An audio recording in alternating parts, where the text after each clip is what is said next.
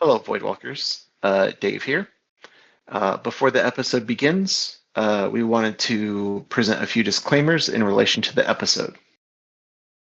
In this episode, which is about vampires, we will be discussing sexual violence, sexual assault, and victims of those things, as well as queer identities, struggles, and specifically, there is a racial slur that is mentioned.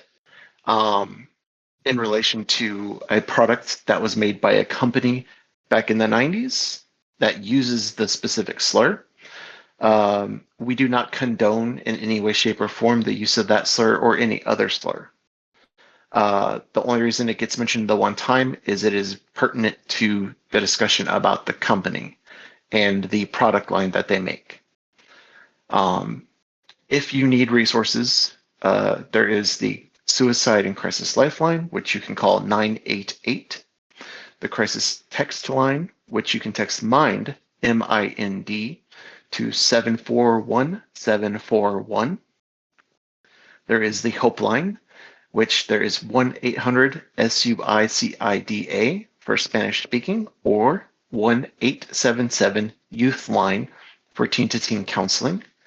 There is also the Trevor Project, I'm Alive, which is an online crisis network chat, and Project Blackbird, which you can find at http://www.projectblackbirdinc.org/resources. If you are unable to continue with this episode, or if certain things that are mentioned in the disclaimers are not something that you are able to work with at this time, or if it's something that you don't want to deal with at all, feel free to skip this episode. We completely understand. Mental health is wealth, and we appreciate and love every single one of you. We'll have another episode where it'll be lighter and more fun, and you can also look at previous episodes in case you want something that is a little lighter. Thank you all very much for listening to us. We love every single one of you. Enjoy the show.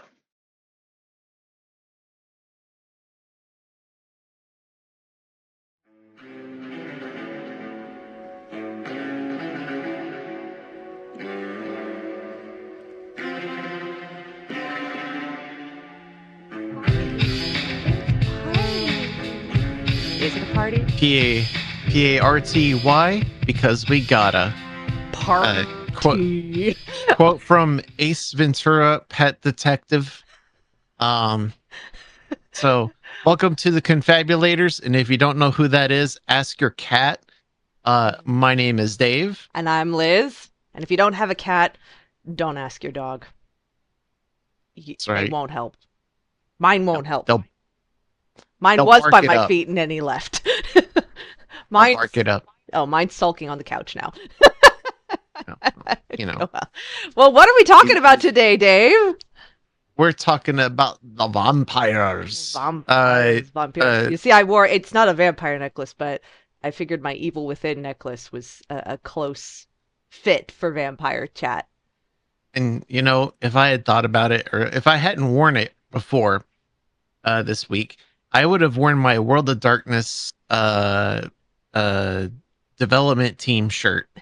Because here's something I think you know, but I know the audience doesn't know. I know our Voidwalkers out there, they don't know. For 6 months, back in 2007, I think it was, I interned at White Wolf Publishing, who was, past tense, was a company that made Vampire the Masquerade, Werewolf, the Apocalypse, Mage the Ascension, and like a whole bunch of other role-playing games, as well as the V-Test card game and other games like that. A whole lot happened. Are they not are they not a thing anymore?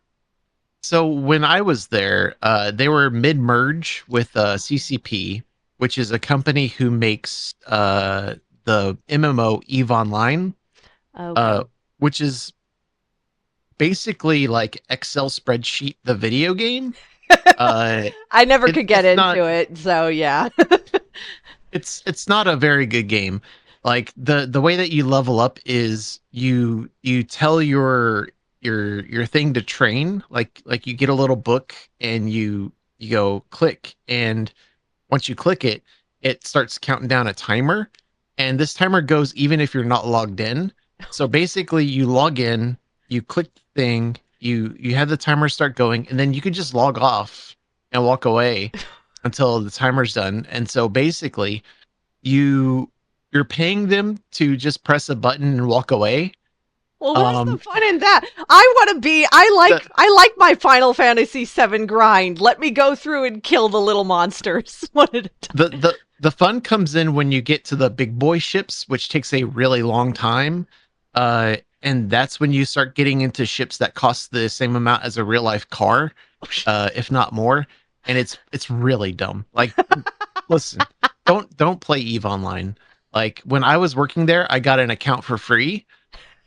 I still would not play that if it was free. That's saying something.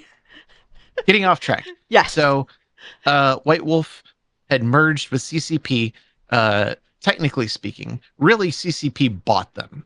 And at that time, they were the second biggest role-playing game company next to Wizards of the Coast, Hasbro, D&D, right? Okay. So they were competing with like second edition, 3.0, 3.5. Yeah, and just a very big, very well established. Yeah. Like they were the second banana to the 800-pound gorilla. Yeah. And they even had like a TV show briefly in the vampire world. The reason that it stopped is because the guy who was playing the prince, which we'll talk about that probably a little bit, but basically head honcho of the town, the city, he passed away in the midst of production, and they decided to cancel the show because of that. Yeah. Yeah. So what wound up happening was they became CCP North America instead of White Wolf Publishing, and they handled EVE Online stuff in North America. And things kind of happened. They developed, like, some of the people there essentially developed like this company called Onyx Path, and Onyx Path basically uses Kickstarter to develop new editions of those lines, of those role-playing lines. Like I'm kind of out of the loop at that point, but like there's a point where like Paradox Interactive, who's famous for like Crusader Kings and Hearts of Iron, a lot of strategy games, they buy the license for Vampire, and I think probably some of the others, and they also make some stuff, which some of the stuff that they did was like controversial. I don't know the specifics of it, but it was stuff that like made people really upset. But yeah, White Wolf and all of its lines are very much have a lot of controversial things in them. Oh dear. It's not a very clean line of role-playing games. To give an example, and incoming slur, because it is the title of one of their source books, splat books in the vampire world. They had a splat book, which is like an expansion kind of thing, called Gypsies, and it's exactly what you think. Yeah, it came out in the 90s. It's exactly what you think when I say that stereotyped word. Yeah, that might explain why it's funny, because I've talked with some friends who do more regular. Like, I have a friend who does a regular D&D game, like I want to say every week or something, or every other week. But it's funny when I talk to friends who do that. Almost none of them have heard of World of Darkness, which is so funny because some of them were so heavily very much have been doing like D&D for years or something, and I'm sitting there going, I wonder if that's some of it. Is it something that maybe was in passing, but if they heard about it through some of the more controversial media, they didn't engage with it, and so then you just sort of forget that it's there. Especially possibly. Yeah. I just happened to be in circles that were more into it, also because I think we were more interested in like the supernatural modern set that it seemed to support. It's possible. Its heyday, like the time where it was the biggest, was in the 90s. Okay. I would call it the Sega Genesis of of role-playing games. Which kind of because- explains a lot already. Yeah. D&D was the Nintendo, and World of Darkness was the Genesis Yeah. of the era. Yeah. It because they also leaned into the stuff like trying to be too cool for school and like a really heavy goth. They called it goth punk. Well, it sounds like to they were give you leaning into an like idea. it sounds like they were leaning into kind of the in television what like Buffy the Vampire Slayer, what some of those other shows were doing in terms of leaning into the more like 90s modern goth punk edgy. Mhm. Yeah, like it fits in with that kind of, and the timeline fits. And to give you an idea, in the beginning of every book of theirs, they would reference a lot of like things um, to give GMs ideas. Like, so they'd be like, here's some influential references. You know, they named Buffy, they named Interview with the Vampire or other Anne Rice books. They would name Blade. They would name think of anything vampire, and it would be an influence that's in their vampire thing. Same with werewolf. Anything that might remotely be werewolf or shape changer related. Mage.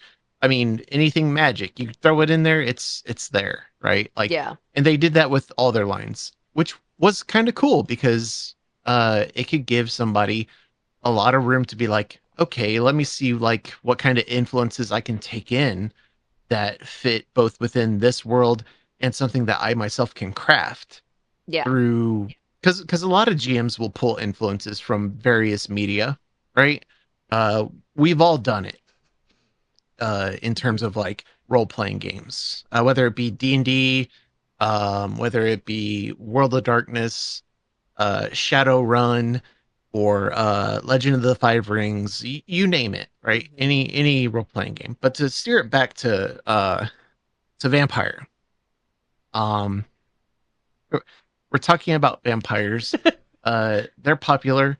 They've been everywhere. They've been Yeah. around since at least Polidori, with Vampire. I was gonna say they have Uh, a long mythic history. Yeah. I even had a class when I was at VCU to kind of reveal where I was at, right? Uh, there's an English class, and the English teacher had a specific genre of sorts, and that genre was vampires. Oh. And so we read things like Polidori, we read a little bit of Carmilla, we read obviously Dracula, but Of we read course. all the way up through Twilight. Wait, Like I the think first I Twilight book. remember, and fun fact for our Voidwalkers, also a VCU graduate here. So I feel like I remember reading about that course being there, but I think it Mhm. was like I can't remember because I mean I would have taken something like that in a heartbeat, but like it wasn't during like the years that I was, or I was just too exhausted with everything else that I was doing that I just went, Yeah. I don't have the energy for it. Bye. So You went there before I did. okay. To Yeah, we VCU. did kind of we had sort of opposite times when we were Yeah. on each Uh, other's radar at the same time, but we weren't actually at VCU at the same time. You and two friends of ours went to VCU at that same time, and then me and another friend went at the same time. Though me and my friend, our friend, did not run into each other there. We ran into each other in a different place. But Okay. That's Okay, but yeah, another discussion. that does. I remember when you were taking that course, though. I think I remember you mentioning Yeah. it, like talking about it, because it was like the different Yeah. things you were reading and everything. Mhm. I wish they'd been Yeah. offering that course when I was there. I think the best thing from that course was our final project, which was like in groups, and we did ours on Billy the Kid versus Dracula, which is like a really cheesy B grade movie version of Dracula, Oh my god. and in the West, and like the guy who played Dracula looked like a Kmart brand Vincent Price, and he was eating the scenery up. He was phenomenal. I love I it. love that guy. But the ending of it, the way that they got rid of, they couldn't shoot Dracula. Like he was unaffected by bullets. And so Billy the Kid goes up, he grabs the gun out of the sheriff's hand and hucks it right at Dracula, and it kills him. I love Just dumb shit like that. Like when it's just stone, let's come up with something. just stone dead. I, Bam. I love it. It's a little bit akin to what was it, that Indiana Jones one where the guy shows up and with like the sword and everything, and of course the whole story behind it was Harrison Ford was sick, he didn't have the energy Mhm. for it, so he's like, "Can I just shoot the guy?" But it ends up being just this great like, it's got what? It's a phenomenal, like, there's a lot of very fascinating moments in movie history like that, Yeah. where something goes wrong or something is off, or just like a weird thing happens. Another example, Viggo Mortensen breaking his foot Oh in my god. Return of the King when he kicks that helmet. The moment that And once you knew about it, you could never not think of that every time you watch it. And I mean, I think it was the second time I saw The Two Towers. My buddy, my close Two friend of Towers, that mine, was a yeah, my close friend of mine had just read that, and we were in the car heading over to the movie theater. Her mom was driving us. There were a few of us all together, and they read that story. They had just found it in an article, and she was reading that story to us. And, so, and from then on, so I've had one time viewing that movie that I didn't think about him breaking his damn toe. But it yeah, was such a capture. And they even, like, when you watch behind the scenes and, like, all the other takes that just didn't work. yeah, and that was the one. The one that Um, worked. I I love moments like that. Me too. Me too. Um, There's some really but great ones that you just sit there and go, I can't believe that that happened how it did. yeah, but to get us back on vampires, what is your favorite vampire story? It can be from any medium. Oh my gosh, that's a tough one. I, Mhm. hmm. That's a really difficult one because there's a lot of different portrayals of vampires, and I like the stories for different reasons.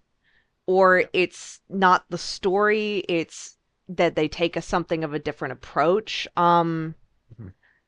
I would say the one that comes to mind the most often, and I would say these days that comes to mind the most often with vampires. Now, mind you, absolutely adored Buffy.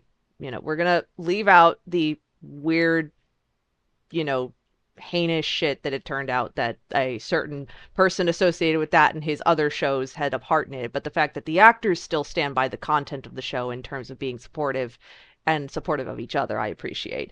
But Buffy was probably my first exposure to vampires, so I always have a Mhm. soft spot for it. And of course, like, anything else that's dealt with it. But I think the two best vampire stories it's gonna have to be two because they're very different takes on it. Mhm. Being Human, the original UK version, basically the first through the third season. So it's not really a singular story, but it builds an overarching one.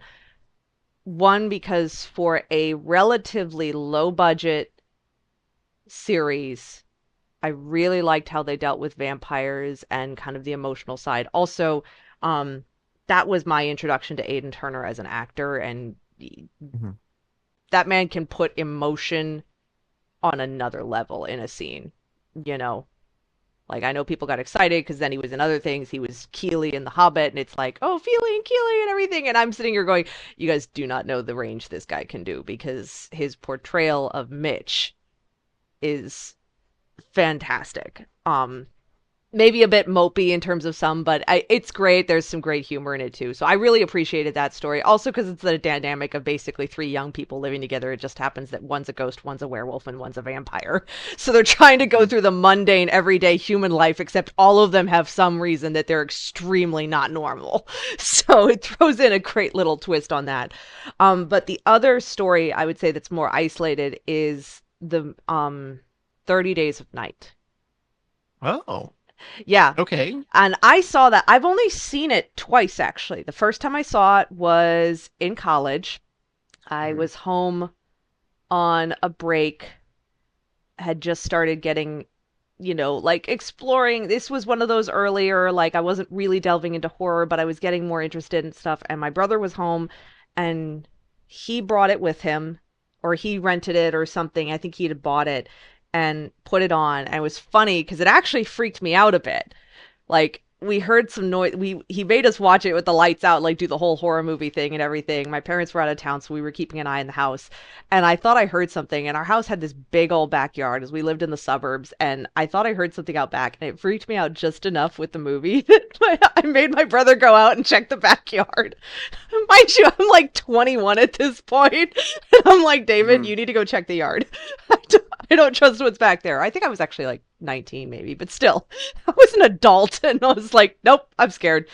But that portrayal always really stuck with me for how it showcased vampires. It was a very different approach for me than what I had seen previously. I mean, of course, we'd already had Twilight, so it had gone fully extreme into the sparkly, glowy side. So to watch something that was so monstrous, I was very fascinated by that. I remember doing some stuff in my English course and some writing that pulled off of inspiration from watching that. And I watched it again last year. And I mean, it's not nearly as scary now that I've watched plenty of other stuff. I've run around in horror games, but I still, as portrayals go, I find it absolutely fascinating. Mm-hmm. And, you know, the story it builds around, honestly, too, it's not a big fancy, it's just a survival story using something that's very real world. So I liked the way they built up something using something that very naturally also is uncomfortable.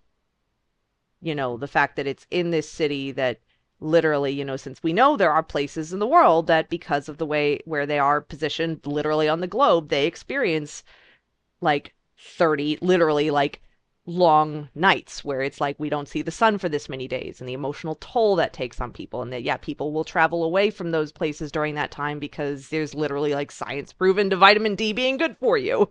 You know. So I like the playing of using some very real world grounding elements with something very, very unnatural, and just that their portrayal of vampires was so much more monstrous. So, but now that I've done that whole side, what about you? Your favorite vampire story? I want to know. It's so hard because there's so many stories that I really, really like with vampires. I like vampires in general. Yeah. I think there's a lot of things that you can say and do with them. And there's a lot of different ways people approach it. Yeah. And I don't necessarily think there's any one wrong way to do so, which put a pin in that. Specifically with regard to Twilight. I was just thinking that. We're coming back to that. I think my favorite is the Swedish movie Let the Right One In. And the reason is that it's about this little boy who meets this little girl, and he's very lonely. He gets picked on and all that stuff. Like typical, like, you know, school kid stuff. But she's a vampire. And they develop this relationship where, because they're both so lonely, they kind of find each other, and they're no longer alone.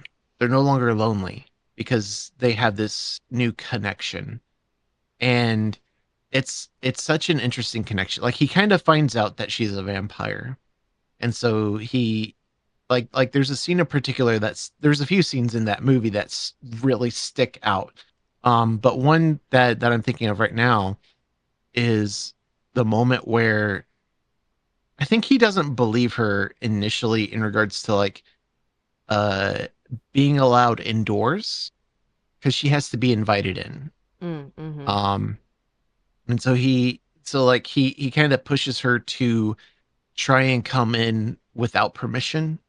And so she starts bleeding and like suffering and all that stuff. Like she's practically about to die from it. And like he's so terrified of it because he doesn't want to lose her, that he invites her in and like embraces her, holds on to her, and like, you know, he's very hurt by what he did to her. You know, because he doesn't understand, and she knows that, which is why she's not punitive toward him. Yeah. it's so, like she has this connection so much so that she does things like she kills other people for him. Like she kills other children for him. Uh, and stuff like that. She's also like obviously trying to like survive, so she's feeding off of people and whatnot. Hmm.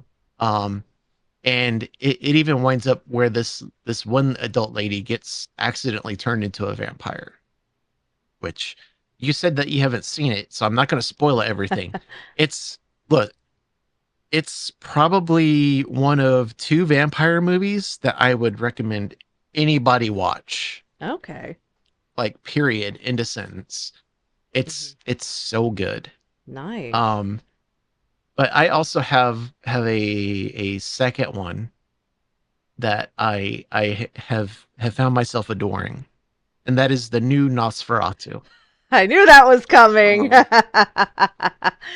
And we are So talking about the one that came out in December of yeah, 2024. So we're Lily Rose yep, Depp, Nicholas yep. Hoult, Willem Dafoe, a Uh-huh. whole laundry Uh, list of other big actors.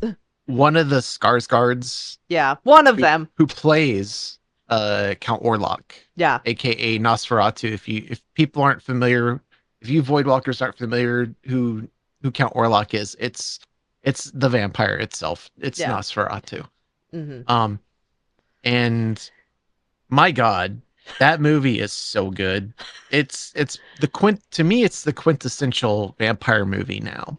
As far as like portrayals of the classic vampire and Dracula or Dracula type, whatever. We Yeah. can talk about that as well, but um, I can't think of a better portrayal of the vampire as an archetype than that one. I I could, think it's just I would, so good. okay, I could see where you get that. So I will admit, I watched it last night. It's now available on streaming, so I rented it and watched it. I'm gonna disappoint you because it was okay. Um, Okay. but I see what you're saying about the archetype because it was very classically driven, especially, I mean, it's been well over 10 years since I read Bram Stoker's Dracula, but it was very much like it was very in keeping with the style, even the speech style, the dialogue was very in keeping with that old, very hefty, Gothic literature style of speech. I actually think of Mary Shelley's Frankenstein because it honestly, in terms of writing, it almost more resembled her writing. Um, in some ways, but again, it's been a very long time since I've read either of those books. But I could see what Mhm. you mean of it being very quintessential classic vampire archetype because it is very Mhm. much it is really modeled after the classic, Bram Stoker Dracula vampiric Yeah. creature. It leans, I mean, and that's apart from, obviously its actual roots in in Bram Stoker. But yeah, but I have to admit, I was I watched it. It was again, it was just okay for me. It was kind of like, okay, I that's a find thing. that's I find that so fascinating that well, it's not we don't have diametrically opposed views. I guess it would be more I have a stronger favorability toward it. Yeah. Well, yeah, I think again, it's not one of So those cases where like I didn't hate it, but mhm. it's not in my top vampire portrayals, but it's more just like, okay, if you're going to show somebody a portrayal of sort of literary vampires, but I mean, to me, it was some of the pacing was not quite there. It wasn't off. It was just not quite in the most like there were areas for me where it was more just in kind of the movie making. Like the pacing's good, but it's not great. Mhm. The cut again, everything's not quite there. I will say in terms of use of cinematography and the camera to Mhm. really just paint a mood, the cinematography was absolutely fascinating. Especially, I think of that one shot when it starts on Nicholas Hoult and then just completely like, well, it starts actually first with, I think, like the carriage coming towards Nicholas Hoult, and then it pans over to him and then pans back around to the carriage. And I'm like, that shot in alone is fascinating Hmm. and effective. It's a long shot too. Yeah. So, but it's I also, it think. also is very, like, I did find artistically it was very fascinating. Mhm. I I haven't seen the director's other stuff, but I know he did The Lighthouse. I've heard about With that. also with William Dafoe and Robert Pattinson. Yeah. Um, which I have been meaning to see that movie for a really long time, and I haven't. Yeah. But I know it has a lot of uh queer messaging in it. I know it has a lot of like exploration of the self and like, being alone and a whole bunch of other things to it. And I do find in this movie there's also a lot of queer um queer representation in a sense, some queer messaging and whatnot. Like Yeah. Count Orlok himself, for example, um, he is very much, which I think most vampire portrayals, vampires are just down to do anything with anyone, Yeah. Well, and that's for actually the something most part. that was something I was thinking about with vampires is in terms of themes that show up commonly with vampires, sexuality, queerness, how people connect, and even gender identity. They're all things that are Mhm. very, very common occurrences in and very common themes in a lot of vampire lore, vampires in media, vampire portrayals, even down to appearances. Like, how many of us have read a line where, in some form of literature about vampires, where the vampiric character is described as beautiful, Mhm. you know, or as Yeah. described almost, or a masculine presenting character is described with almost female presenting characteristics. It's not uncommon. And I mean, I really enjoy that it explores that. So Mhm. it's definitely it's funny because, like, well, I mean, we were talking recently we were talking about zombies and kind of the different stuff that comes along with those, and with vampires there's definitely some very interesting, especially because vampires more consciously you find they more consciously explore the element of being an outcast Yeah. and being a social Um, outcast. Well, there's even like hints of it between non-vampire characters like Ellen, and I think her name is Anna. The Yeah. Mina and Lucy of Yes. the movie. Yeah. There were moments where they came off as like they could be together, they could be a lesbian couple, and it felt like there was a lot of that energy, and it just was a little more in the sense of like, because of the society, it it wasn't as acceptable for that possibility. Yeah. Well, Um, we're talking about a society which culturally, it's not that they were sexually repressed, but social acceptance in an yeah. open setting, of certain forms of affection and sexuality were, Mhm. I'm trying to think of the right word for it. I don't want to say more socially acceptable in an openly acknowledged ways versus no, this is only for behind closed doors. And I mean, that's very Yeah. typical of that era of what was considered permissible. I mean, that movie, actually, one of the things I did find fascinating with it was it more actively emphasized that was also the approaches to mental health and also and also frankly the role of women in a masculine based society because Mhm. at the risk of spoiling, but when Frederick is scolding Ellen for her behavior, and from a viewer's Yeah. side, they're talking about melancholy, melancholy. Well, that was that era's term, catch-all term that typically included anybody experiencing clinical depression. Mhm. The Which we humors. now know is not a, somebody being, oh, she's just melancholy or she's just having an episode or what. It's this. It's like, no, this is an actual mental illness disease. I take medication for depression, guys. So let's be socially acceptable here. But it's to me, that was a very fascinating, was the underlying, to me, almost the underlying theme, and it was regarding mental illness. Yeah. Also. Yeah, it had a lot of that too, which was fantastic to see. Yeah. You could tell that in British Germany that they struggled with a lot of that. Yeah. It's an era that Which struggled a lot with that. Also, just because, I mean, frankly, in terms of mental health services, a Mhm. lot, our society still has a long way to go. Yeah. But even the progress that we have made has still been fairly recent, Mhm. in the last decades. I mean, even the Yeah. way people have conversations about mental health now versus 20 years ago But are man, we different. had to fight for that. Exactly, yeah.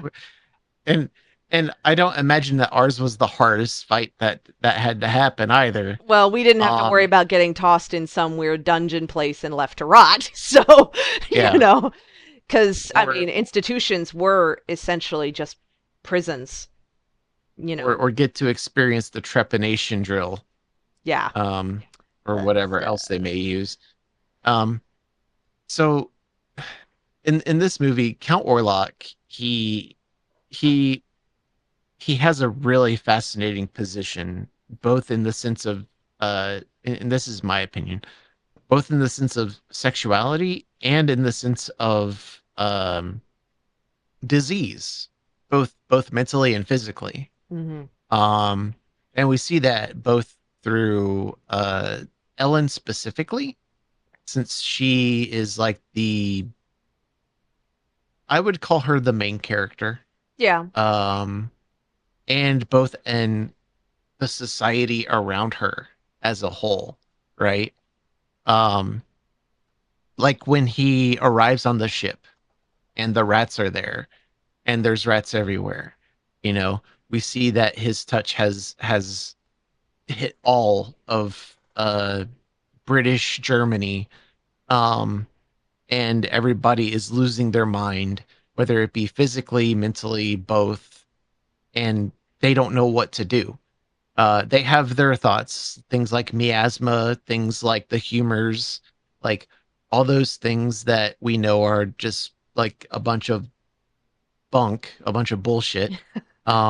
But that was their thought process at the time, and that was what they held on to at the time. That was what they believed. Um, so you can't quite be mad at that. That's where they were in technology and improvements. Yeah.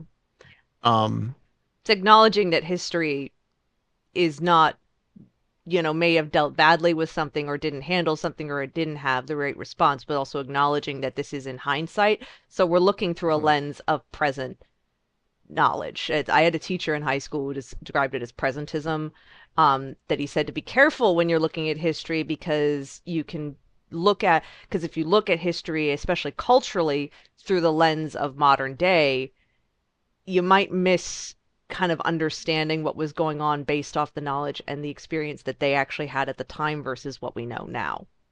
yeah. You know, Um, let's face it, guys, science has also helped to explain a lot of things. Oh, look, there is actually a chemical imbalance here. This person is actually sick.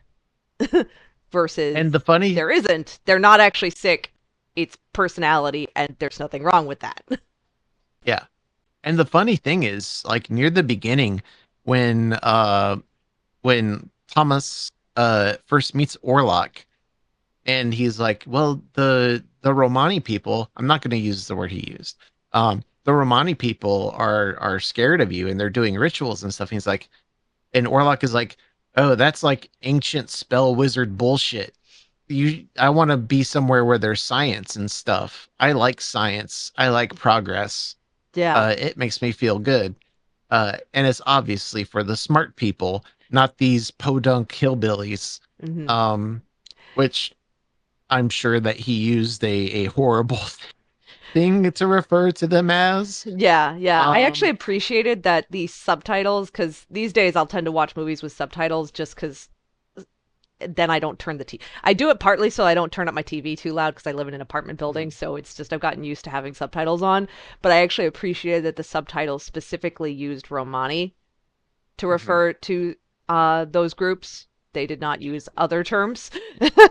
Well, there was one instance where, like, I think he was like the head of the town. He fired off the G word. Yeah, but in But that he was context of like, the scene, he's actually using it, and I'm not going to say it's socially acceptable, but he's using it in the way that you understand exactly what it's meant to be. yeah, It's an yeah, insult. He's using it as an insult. You yeah. know, He's being a piece of shit. he's calling him his version of white trash.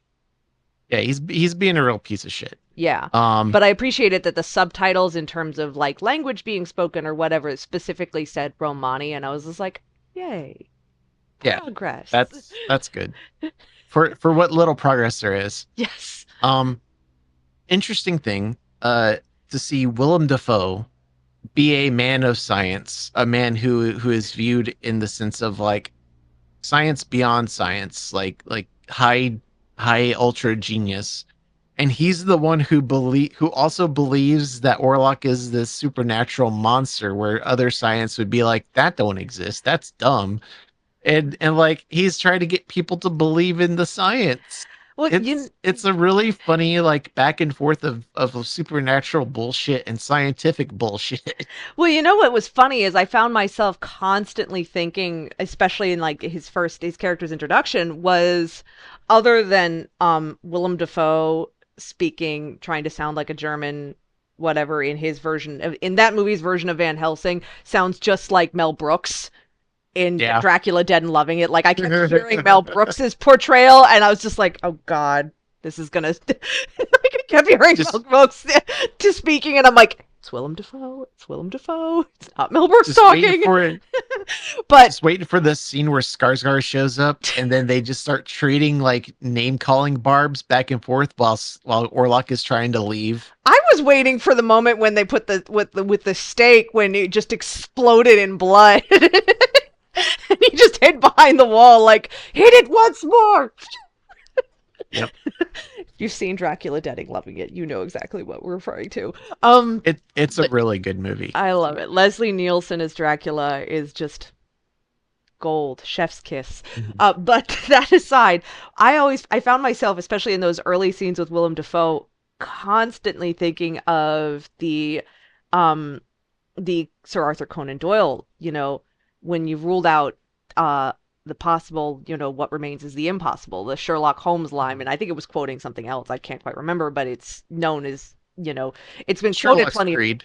Yeah, it's Sherlock's Creed. When you've ruled out all the possible, then that just leaves you with the impossible.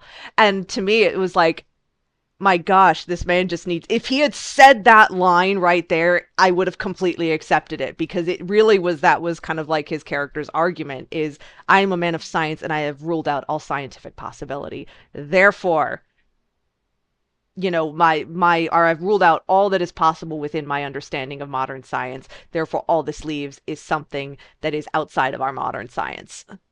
Mm-hmm. So, which I found that fascinating, because it's that element of, also it's that it leads to that element of it also underlying of how science and religion, myth, supernatural, and the coexistence of the two of them. Yeah. I want to ask you in particular about the beginning and the ending. Our beginning, are we movie. talking the very first thing before it fast forwards? Yes. So the beginning when she wanders into the... She meets Orlok for the first time and gets assaulted. And then at the end where she accepts him and keeps him there until the sun rises, whereupon he dies. Yeah. So, what are my thoughts on that? Yes. One, I didn't quite pick up, and I think it was just, I didn't quite pick up that was Orlok at the very, very, very beginning. Partly because the visual of him is so fast that it didn't even really look like what we saw later to me. Like, it almost looked like a Frankenstein. Frankenstein's monster. So I will admit that it wasn't as clear to me that that was what was happening. Now that you're saying it, it makes sense.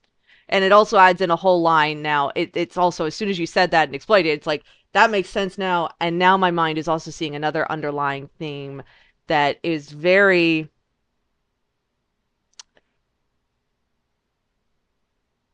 very much about sexual violence. Mhm. And um, very much on a woman's experience with it. Especially that much more highlighted when they just like, oh, it's all over, it's over with it. They kind of brush past what is distinctly, essentially, a trauma. And all throughout the rest of the movie, she's having a lot of She's being pushed back into that traumatic state.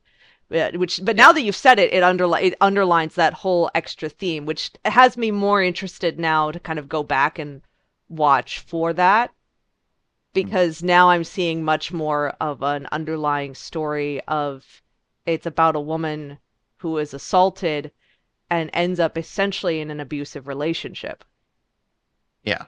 Even by her own description, but it's that element of society being like, well, you did that, society, you get it from that one of society saying, well, you welcomed it in. And there is that whole element of self-blaming, which does happen with victims of, I mean, women, let's be real, that I say this as raised as a woman, what were you wearing?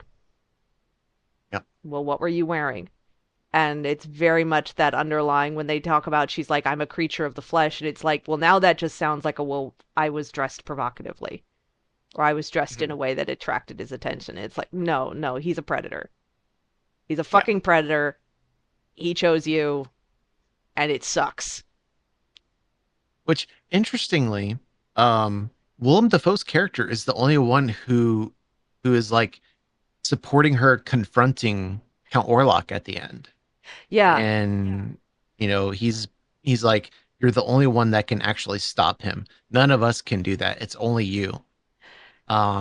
Which adds another layer to that, I think. Yeah, it's an element. It's interesting that it's Dafoe. It's interesting to me because it almost to me rings as kind of a sad commentary on where society is with it, because she shouldn't have to confront Orlok alone. But the others won't let her, or they won't believe it. They won't allow it to take place because they want to deal with it in a different way. And to me, it becomes a very sad reflection on what happens to a lot of women.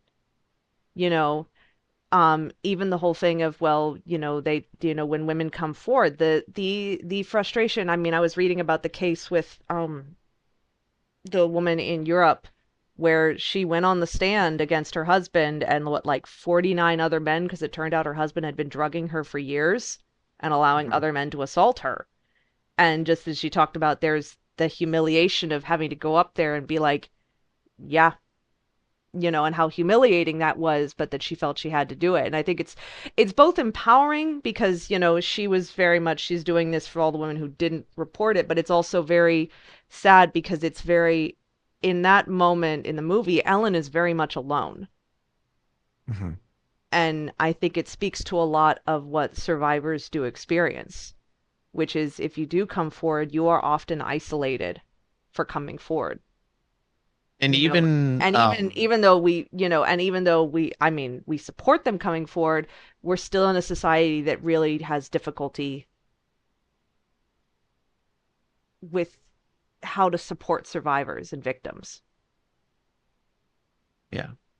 So. And even when Anna's there, Anna doesn't believe her. And weirdly enough, it also happens to her. Yeah. But she doesn't survive that experience. She dies. Well, and it actually happens to, it's a movie about, if really at this point now I'm rethinking my whole perspective on the movie, because really Anna, Thomas is also assaulted. It lingered on Thomas for like 15 seconds when Orlok was on him. Mm-hmm. That scene came off very, when they did that, I was like, okay, that I know he's supposed to be drinking, but he definitely looks like he's doing something else entirely. Yeah, There. exactly. Like, Um, I was almost and expecting it to actually be something else entirely in that scene. It was like, whoa, guys, we're going that route? Okay. But and yeah, but I it's the same thing. And it shows a difference too in his reaction. But look how much easier it is for Thomas to be accepted, speaking up about it too. yeah, or even like trying to hide aspects of it, just but he could still speak about it. Hmm. He spoke about it easily, like after he escaped the nunnery and he got patched up by the nuns and stuff, but she didn't even have that. Hmm. Ellen didn't even have that. She didn't Yeah. have the support of like those nuns or anything. I mean, Yeah. not that she was around the nuns at the time, but like, you know, Well, and it's very stark that she was by herself at a castle that seemed utterly abandoned and that happened, whereas he managed to escape and get support and get some sort of recovery and such, despite it still kind of lingering. yeah. Um, Well, and I think for him, it's an element of how he was able to kind of integrate back in with his people yeah, versus she remains ostracized. yeah, And it's not until they really start to realize, oh, this is the real. It's really not until Thomas comes back and says, this is real, that everybody else, outside of what we've already said about Defoe's character, that everybody else starts to accept what she's saying is true, which says a lot about, again, challenges that are faced by victims of sexual violence, of and a lot of times not coming forward and saying anything. I mean, we're seeing him again with a certain well-renowned author that yep, people afraid to come forward until they sort of discovered each other and then realizing, we can speak about this, but it's like, would society accept one person saying it, or do multiple people need to come forward in order for society to accept it? Ellen is rejected as just being emotional woman, humors, whatever, fanciful, yeah. imaginative, creative, The but usage, the childish. actual usage of hysteria Yeah. as it was intended, as opposed to how we flippantly use it today. Yeah. But then her husband Yeah, shows up saying, wait, no, something fucked up's going on here. And suddenly it's all like, oh, well, because her husband says it's true. Now we'll believe but her. And that started but in part. even They don't but totally believe even him.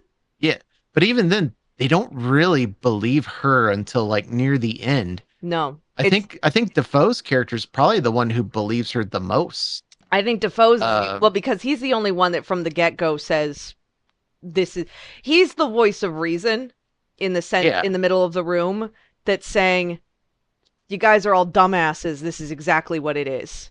And they're all yeah, the other ones going, no, there's no way, it couldn't be possibly, this person's too good, or there's no way that's, I mean, again, it's like, now that you've brought it up, I'm seeing all the cross parallels to the experiences victims have with sexual violence these days, or these yeah. days, or just have had on the accounts. I'm seeing all of those elements of, the person, if it looks like a duck, quacks like a duck, it's a duck.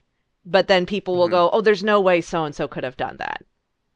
You know, no, no way. This person's too good. Or I've met this person. They're great. They've never do anything like this. This is called assault is assault is assault. Yeah. And given that, I don't 100% know how to take the ending, Yeah. but the ending feels very appropriate. It does. In that regard, it does. But I think that's more because that's why I say the ending is sort of, in that regard, it's more commentary on the imperfection. Mhm. It more parallels the imperfection of what the response is now. Yeah. Is that it's not perfect. Like, victims shouldn't have to be isolated and by themselves to ensure and deal with all this ostracism to see that predators are dealt with. But that is the current world we live in, that a lot of times the predators walk free, or they walk away, or even if they do get punished, the women's lives are forever changed. The victims' lives are forever changed by it. Because Yeah. society doesn't really, we don't live in a society that understands how to deal with it. Or because we're doesn't in, want to. yeah, doesn't want to, is in a constant state of denial about it. Again, oh, there's no way so and so's too good, or oh, we'd hate to throw the book at this kid because he's gonna have a long career ahead of him. No, he's fucking won't. Like, who's that kid that like the sports coaches? Well, he's got to fucking throw the book at that kid and throw him in jail. Okay. Yep. You know, and we've all seen it and we've all had that level of being pissed off about it because it's like, why did these people have to suffer when that's the asshole? Yeah. So, Which I will say a couple more things about this movie. mhm. One, I appreciate the nod that they gave to Carmilla in the movie, where Orlok bites the breast of Mm, his victims, mhm. because that started in Carmilla. It didn't start Mm, in like Dracula or Polidori or anything like that. It was interesting. Carmilla. Yeah. Um, you know, and then the other one was keeping the need to have Orlok there until sunrise, because that's when vampires started to get the weakness to sunlight. Yeah. It wasn't, because like in the original, like there's a lot of like similarities in the way that they operated, but like the Nosferatu, the original, is where they got the idea for sunlight to be the thing that kills a vampire. Yeah. Whereas in Stoker's Dracula, it just weakened him. It's But in this. yeah, Go but ahead. in Go ahead. Polidori's, it did nothing. Yeah. Like And that's like something we've sunlight, seen the lore play with. yeah, sunlight didn't matter at all to Polidori's vampire. Hmm. He was just like, he was this real piece of shit who tormented this guy that he traveled with. Because it was like base, if I remember right, it was basically about Polidori traveling with Lord Byron, who is this lord that loved to like gamble and stuff like that. And so the vampire in that story did a similar thing. Like he was like very much into gambling and like doing all sorts of like debaucherous shit. Um, he tormented this poor guy. I think he like slowly killed the guy's sister by like just constantly showing up and like draining her of her life until she died and whatnot.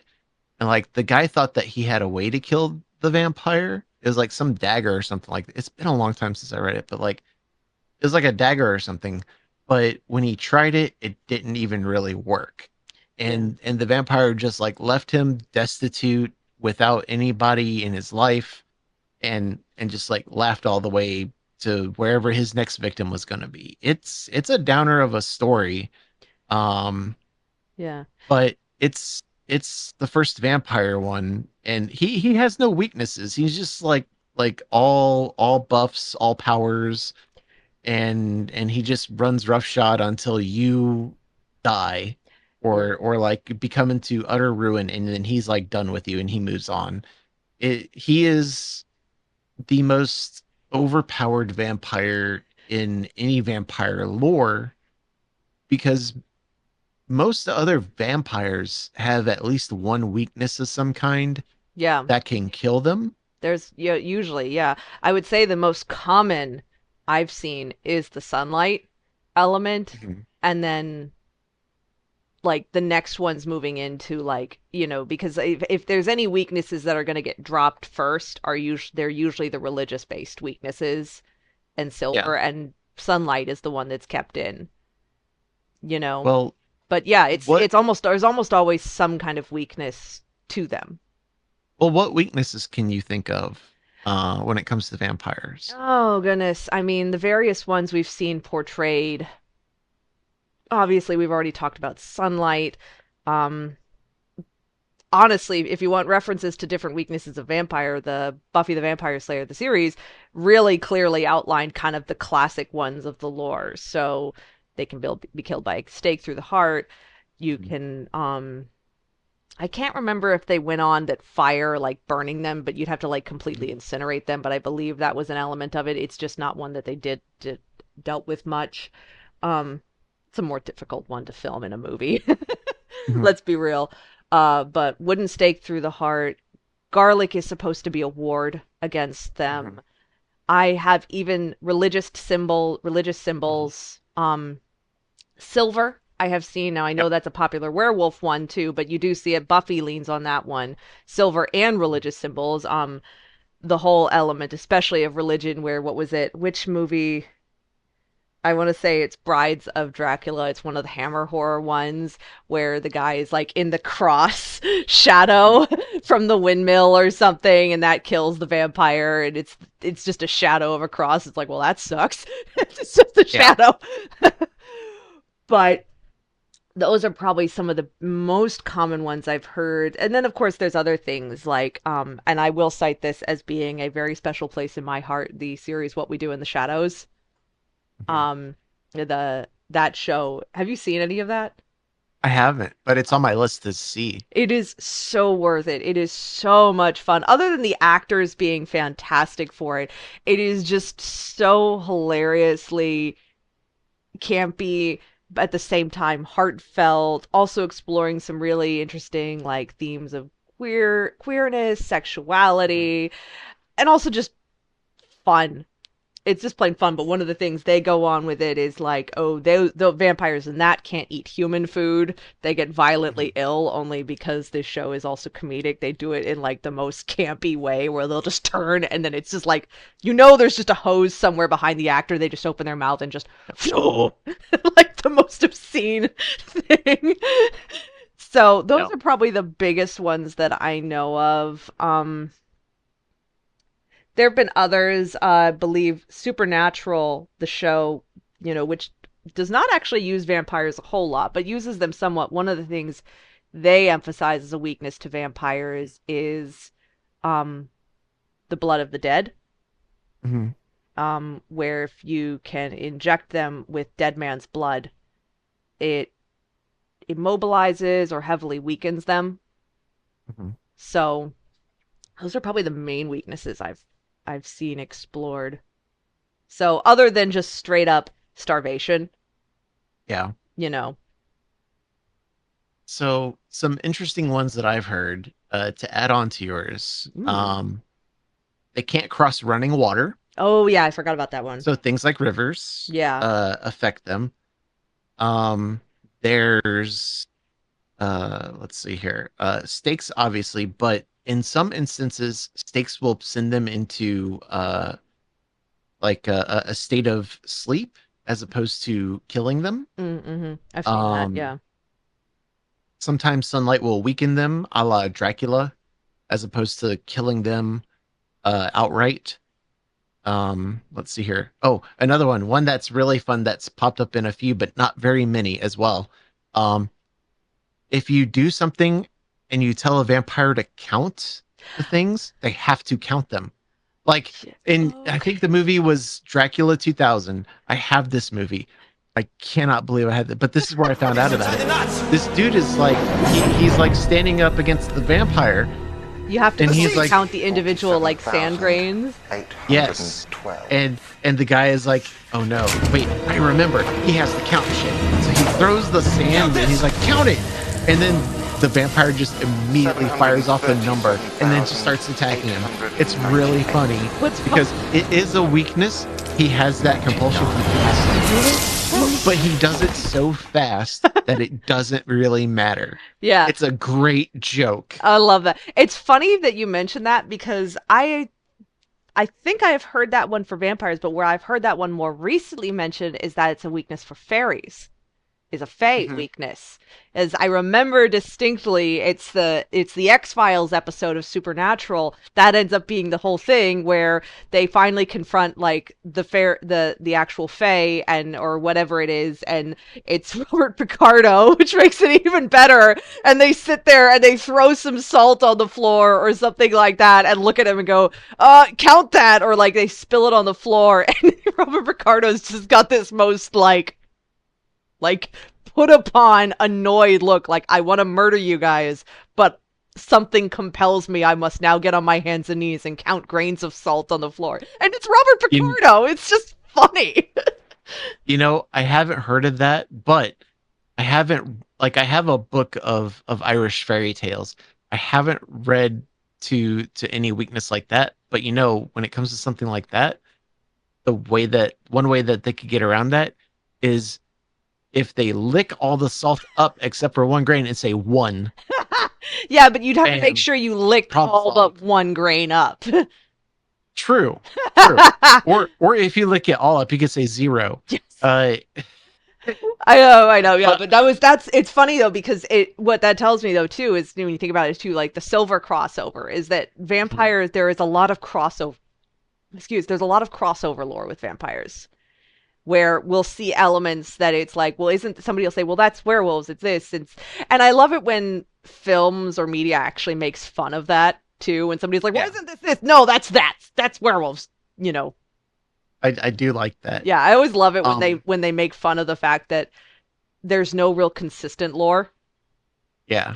You know, Um, Another one that I remember is similar to the thing about you saying like the dead blood hmm is that because they don't get nutrients from dead blood because it's not from a living host, there's nothing there. So it's basically like just sitting there, and because they're essentially a living corpse, they're undead. It occupies space in them, and so their body essentially rejects it because it recognizes that it's not nutrients, and mm-hmm. so it rejects it by ejecting it, because it knows that it can't have room for actual nutrition, if it does that. Uh,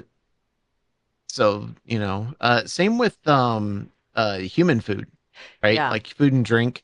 Uh, Vampires' bodies will reject that because it recognizes that this is not nutrients. It's kind of like if we were to eat Legos, yeah, it um, has no and nutritional our value to them.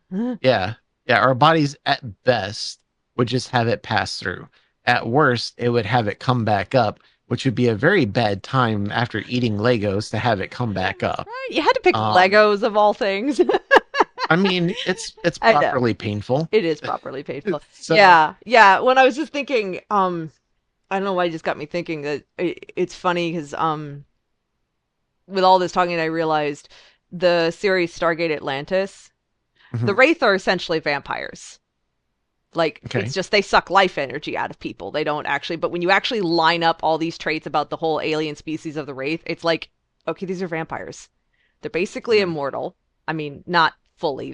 They're not fully immortal, but they're uber powered. They suck life from their hosts to survive.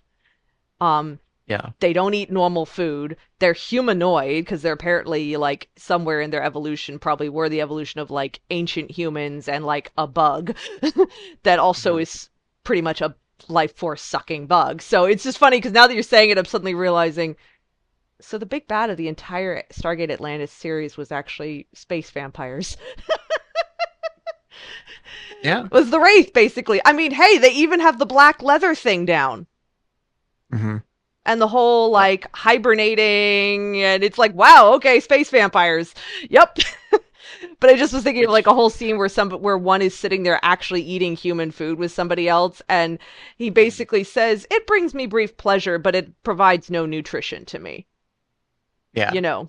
um, which I think that's an interesting angle as well. Is like when vampires do something that's a little different, like one might be able to like eat food of some kind, and they're just like, I can do it, and I enjoy the taste of it, but it really doesn't do anything for me. So it's kind of just more a guilty pleasure of my own right.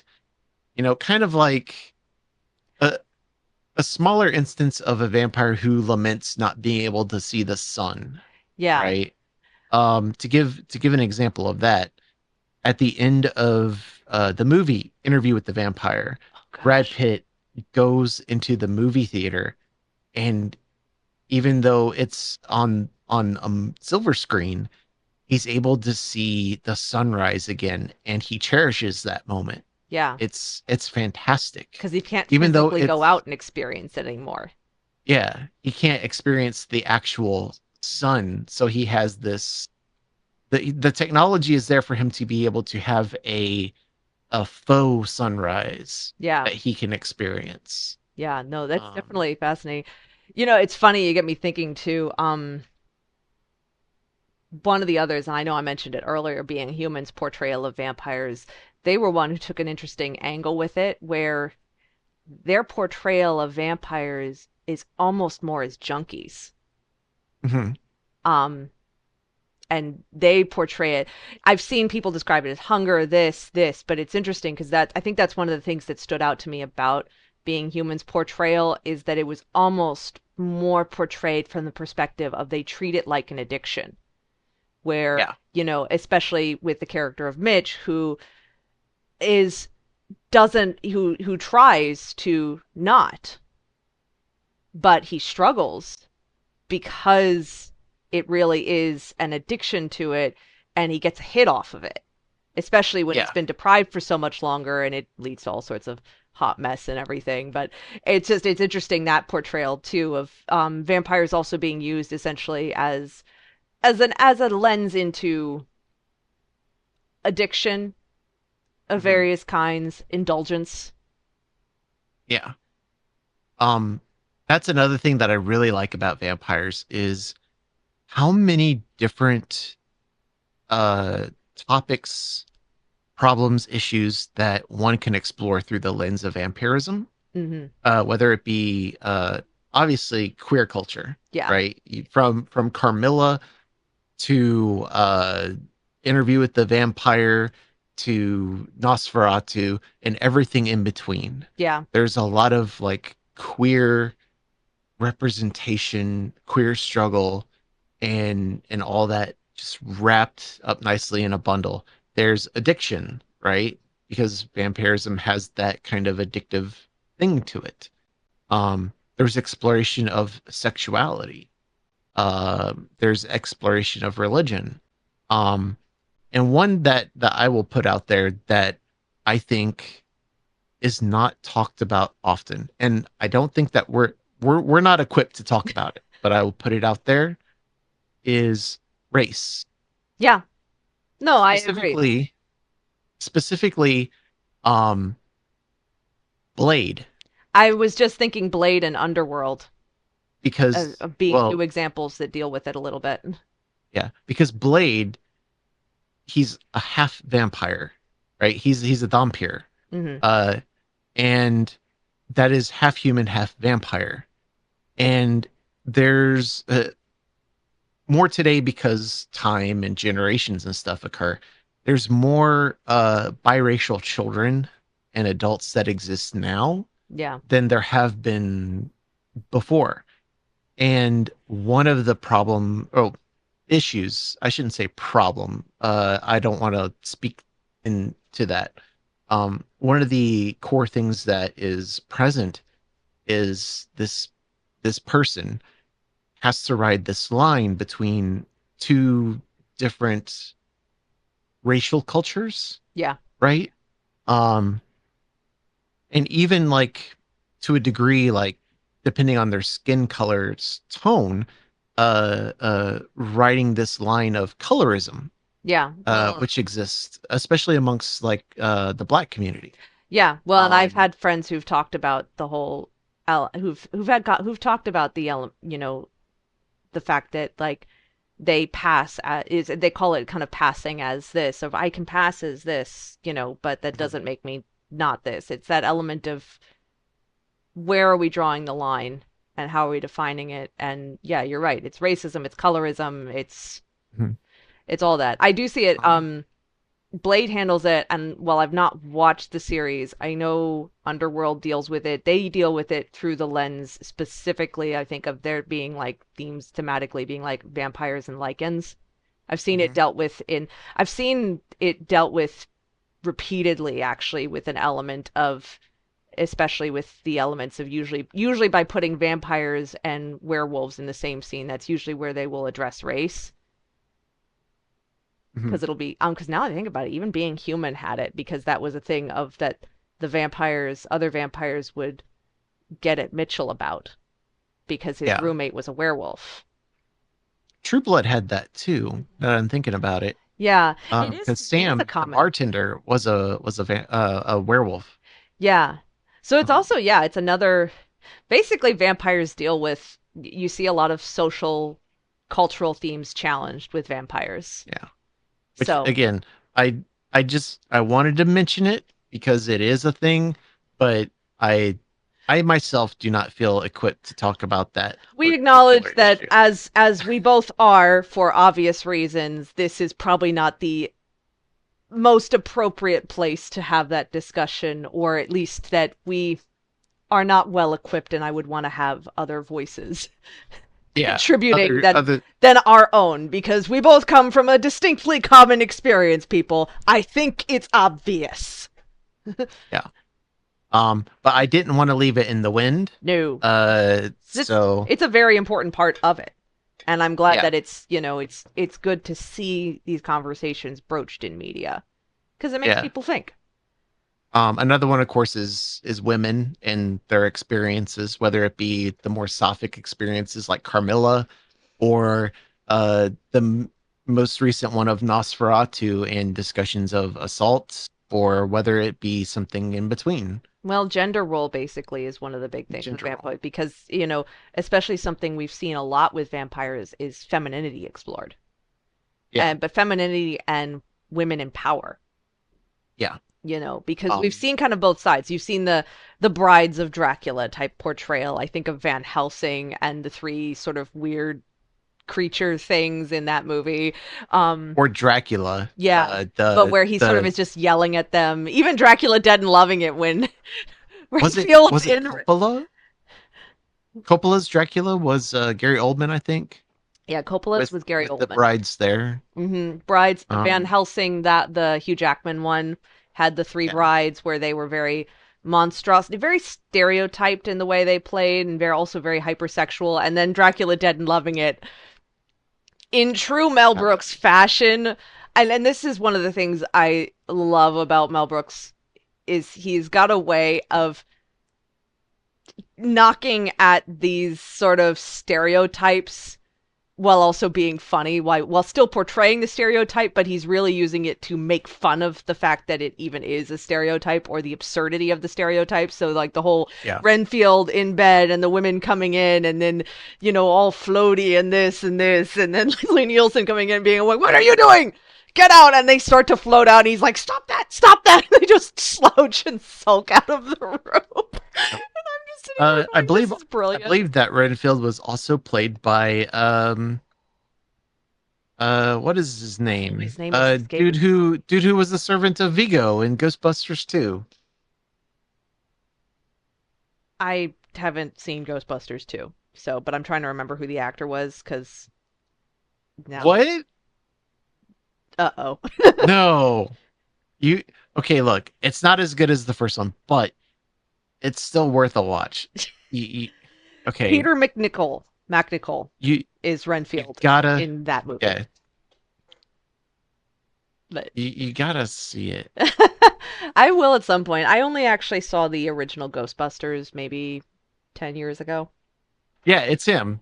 It's Peter MacNicol. So it is the same guy. Okay. Yeah, same guy. Fantastic actor. Very underrated. Now, also in the Mr. Bean movie. Okay, so with Whistler's mother, he was the art director who was in charge of Whistler's mother, and then Mr. Bean like ruins the painting, and he's like really upset that happened. That guy was great. I didn't know he was in Sophie's Choice though. Oh, you want to talk about a horror movie? Sophie's Choice is a gut wrench. Well, it's not horror in the sense of like horror, but like when you go through the movie and you see all these things that Meryl Streep goes through, and you get to the end, it doesn't feel good. It never feels good. It's more like emotional, psychological horror, but in like a less conventional. It is depression on a level that I don't have words for. Oh gosh! But it's a movie. I'm ready for that. It's a movie you should watch once. Oh, okay.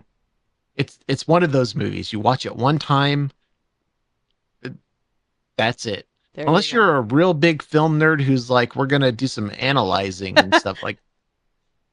It's a one-watch movie. There you go. It's really good. Anyway, On that though, you mentioned vampires. on that though, like vampires and horror though, because that is something, of course, we've been discussing different aspects of horror and elements of horror in literature, in games, in movies.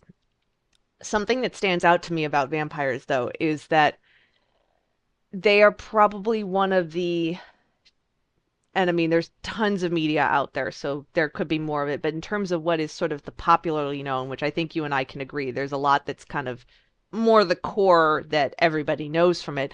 Vampires are not frequently portrayed in the same horror elements that, say, we see a zombie movie or like haunted house movies and all of that. It's a much more, it's very much that gothic horror, and I would say akin to the gothic horror literature roots, where it's not that you're going to get scared in the movie, Mhm. but it is horrific.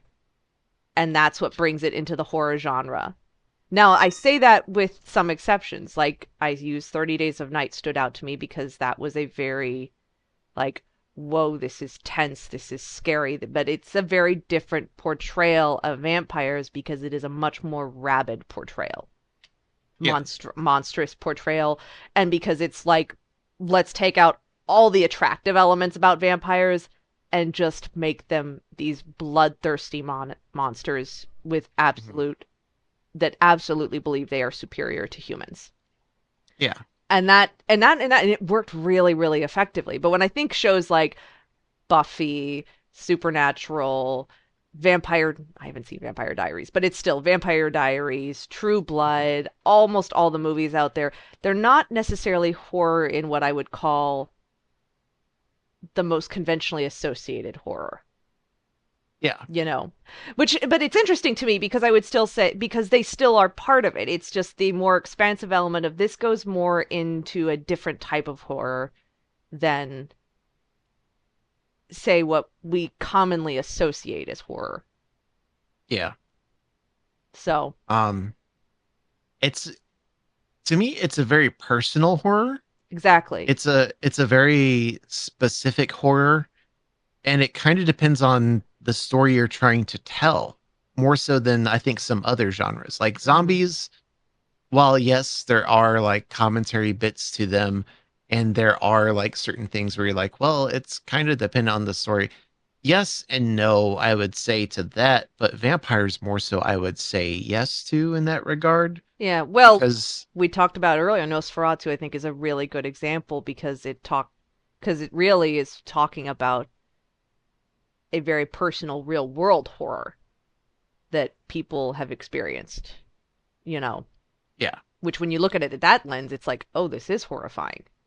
yeah. This is scary because it's Whereas paralleling real world experiences.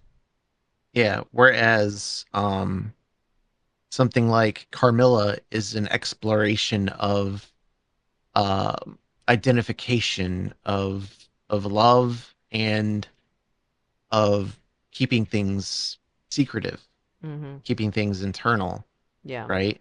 And being human, Where it's addiction and struggling with yeah, addiction and hunger and and need. and that Tarantino film, whose name I forget offhand, is about feet. Um, Yeah. no, Selma Hayek is a goddess. But uh, sometimes it's just really ridiculous. It is. Again, Tarantino film. I genuinely forgot the name of it. I know it. I know if you said it, if we remembered it, and I can't think of what it is either. Yeah, But yeah, I know what you're but saying. I mean, when you see Tom Savini come out and like the flap drops down on his dick and it reveals a gun dick, like you're in That's a like a Tarantino joke. move. Yeah. Yeah, How it's a to tell you're in a Tarantino film. Tarantino film. And you got Cheech Marin outside who's pitching all sorts of pussy for people to come in and get. Oh my gosh. Uh it's definitely the only thing that's missing are two things in that movie. Samuel Jackson and Quentin Tarantino excitedly saying the N-word. Oh my god. Um those are the only things Yep. missing Yep. from Yep. the Oh my Tarantino god. formula. Uh Everything else is there. Um Oh my gosh. That man is a whole other I beat of existence. I have mixed feelings about that, man. Yes. I think we Maybe all maybe do. maybe someday we can discuss it in detail, but That's a we'll whole talk, different conversation.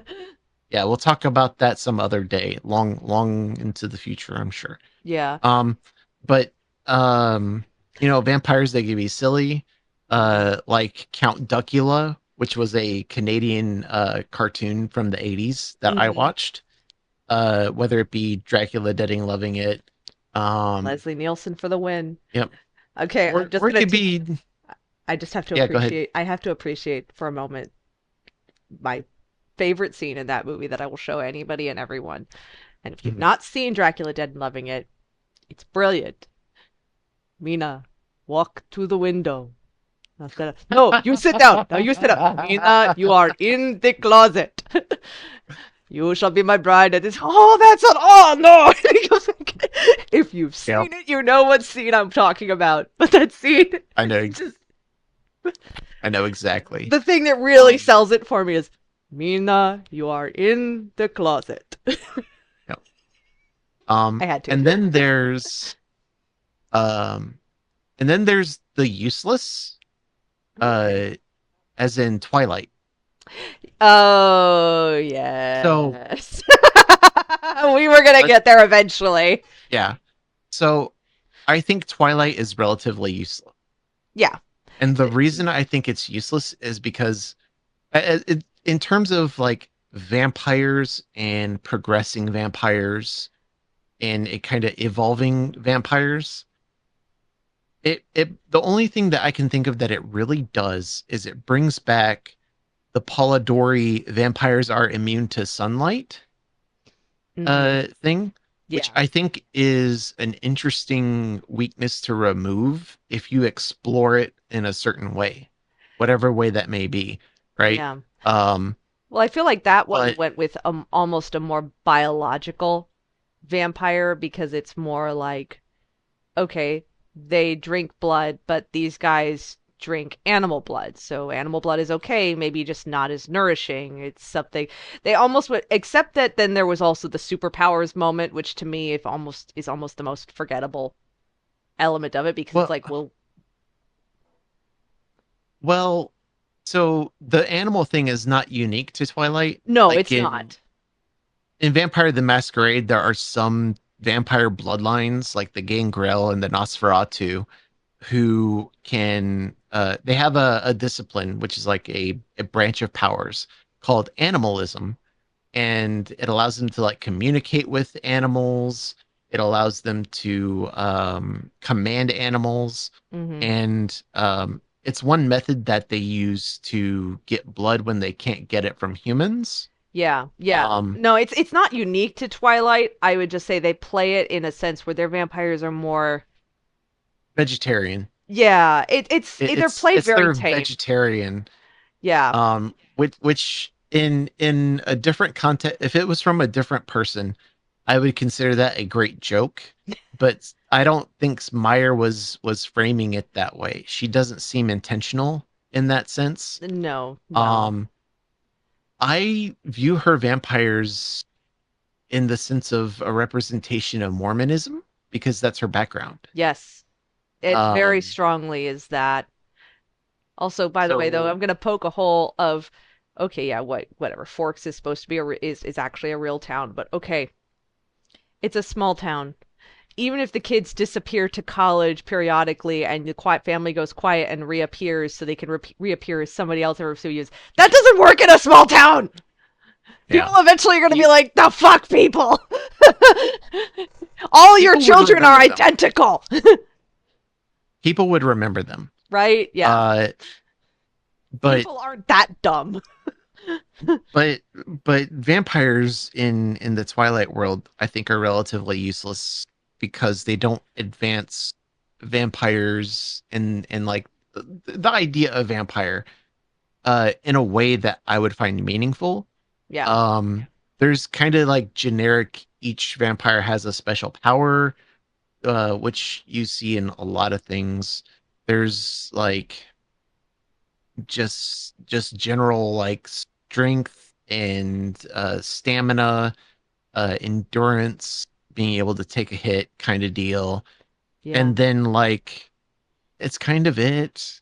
Yeah. The only thing again is the polydori sunlight removal thing, which needed like if you're going to do that, especially nowadays, since most people don't really like acknowledge that as like a thing that happened, other than in Twilight, unless like you were a vampire nerd, uh, you need a unique reason for that to be a thing.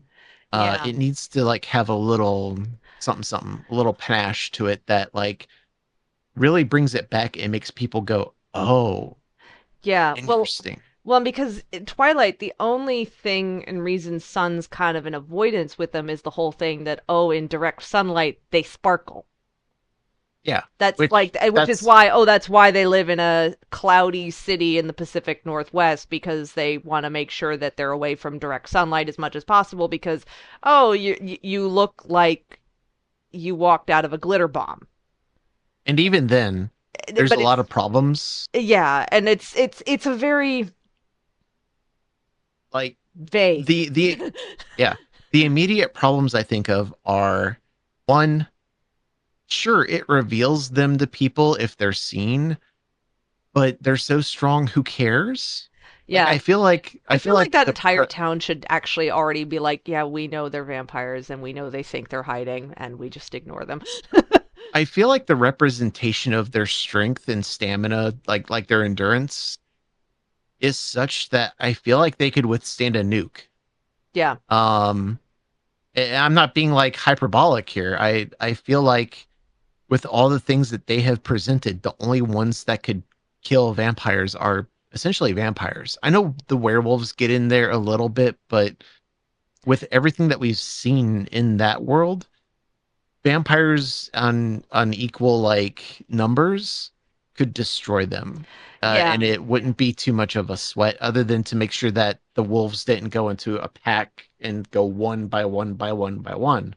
Yeah. And even then, I don't know if the werewolves would be able to make it out completely. Yeah. Um, There's a lot of holes with it and sort of it starts to go one direction but not enough. It's a portrayal that doesn't really commit to any one thing other than its the commitment to like not make them into monsters yeah, and it's sort of undermine it's it is the weakest portrayal of vampires that I know. And look, if you like Twilight, people, Voidwalkers, that's your thing. I will admit yeah, that those films provide wonderful meme material.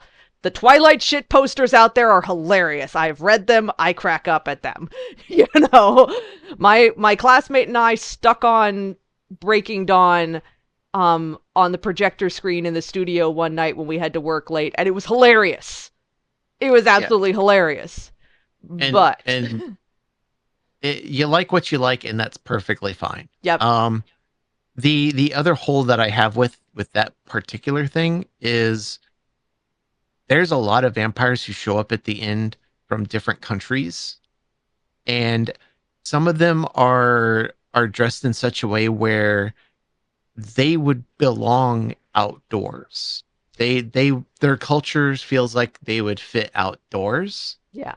and as such, it feels like one of those cases of like either they don't care because their world is a little different than say an Americanized Western world, or they just like they're just tucked away from the world, and so who cares in the first place? Which means how would they find out about the whole thing and that's going on in Forks of all places? Yeah. Um, the It's sort of a don't dig too deep or you're going to just sit there going, how does any of this make sense? but I don't feel like I dug too deep. But in that. that's the thing. It's You're not it's even like a shallow pool, and I'm trying to drown in it. It's more like you're Um, pulling a weed out of the sidewalk and realizing there's nothing but pavement underneath. It goes nowhere. I mean, yeah, Yeah. and that's where I come back around to like it's useless. Like these vampires are useless. They don't do anything. Yeah. They're Now, not. there are interesting individuals because of the movies, Yes. because of some of the actors, Yeah. like Alice. I love her and I love her portrayal by the actor. Yeah. Of course, that can also kind of get into the whole what is that trope? The pixie girl trope, Yeah. Manic pixie because girl. Man pixie dream she had the girl. short hair. She was like seeing the future, Oh, panicking, all that stuff. she was Like total she manic had the pixie whole dream girl. shebang. Yeah. But the actor did a good job, and she was one of the standouts. Um, Another one who did a good job, like I think a lot of the actors did a relatively decent job. Yeah. Speaking in terms of like the Cullen family, Yeah. like the doctor and Yeah. They were. the other one is like Harper, who was in the Confederacy, which I'm going to talk about that in a second. You remember a lot Um, more from those. And I read the first two I books completely, and I read halfway to Eclipse, and then the baby was born, and I just lost interest completely. And I've only I'm seen the first two movies, and that was in college. I'm cursed. Uh, but Harper is a newer vampire who is struggling with his thirst, Mm. and Alice and the others are there to help him, even when he loses control. And I think outside of Meyer's writing, all of that is of other than the Confederacy bit, all of that is very fascinating. There's a Yeah. lot of story you can tell from that. That's rich soil that is being wasted. Yeah. Um, the other thing that's really funny is Michael Shannon as the Volturi leader, Oh, Michael and Sheen? the scene. Michael Sheen, thank you. Uh, and when he sees the little girl and he just laughs, Michael that's my Sheen is favorite moment. brilliant.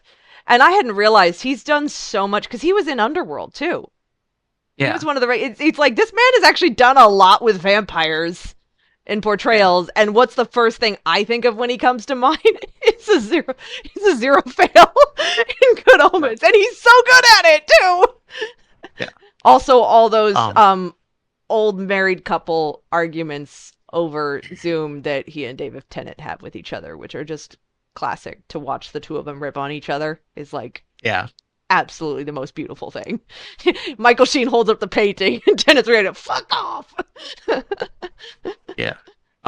One thing that shows up from time to time, and it's a little disturbing, in vampirism, is there are the occasional Southern vampires who show up who were part of the Confederacy or something along those lines, Yeah. right? Like Harper in Twilight, Bill in True Blood, uh, or what's his name? Brad Pitt in goddamn Interview with the Vampire, Yeah. Well, that one right? and True Blood both especially are looking at vampirism through the lens of that very Bayou, Louisiana, Southern culture, that deeply, deeply Southern culture. It also just got me Mhm. thinking, oh, I recently watched all of, I think it's called Gathering of Witches. Mhm. It's based off another book series, but it's vampires and witches. And there's a point where the vampires go to meet the vampire in one of the seasons where the vampiric characters go to meet with a group in Louisiana. And that Yeah, one actually really deals with um social roles, acceptability, even race, and also family with a, well, you rejected us from your family. Do we actually, are we going to get an apology? Are we? Are we? yeah. And but that one, and that one also, that one,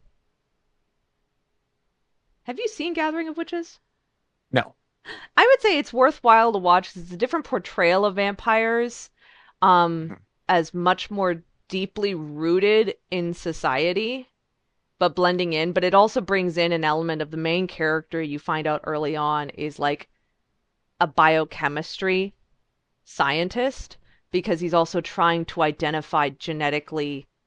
He's basically trying to research vampires to understand the science of their existence. So it Mhm. brings in a real element of, it doesn't lean on it heavily. It spends a lot more time on the witch the witch side to some extent, because there's also supposed to be this whole witches versus vampires, they don't get along. But it does also lean on this element of this vampire trying to understand scientifically why they exist. Yeah. Um, you know, Um, so it's an interesting, it's a different look at it. It definitely is one of a more, I found it as you almost forget that it's vampires in some ways because it mhm. doesn't sit there and dwell heavily on the whole they drink blood, but it definitely goes on that element. It's more on that element of these are largely civilized vampires. It's frowned upon if you're that ravenous now because then you expose us. So, but it Mhm. also deals again. When we talked about vampires addressing race, it also has a bit of an element where it's vampires and witches, but also demons are Mhm. ostracized by the other two. So it's again brings in some interesting thematic elements that Yeah. But like, yeah, it's just to kind of circle back. Um, it's just really odd that every now and again the Confederacy comes up. And especially in True Blood, like I think Suki's mom or grandma was like, I think she was part of the Daughters of the Confederacy. Which, if you Voidwalkers out there, if you know somebody who's in the Daughters of Confederacy, get them out of your life. yeah. Get them out of your life. Bad people.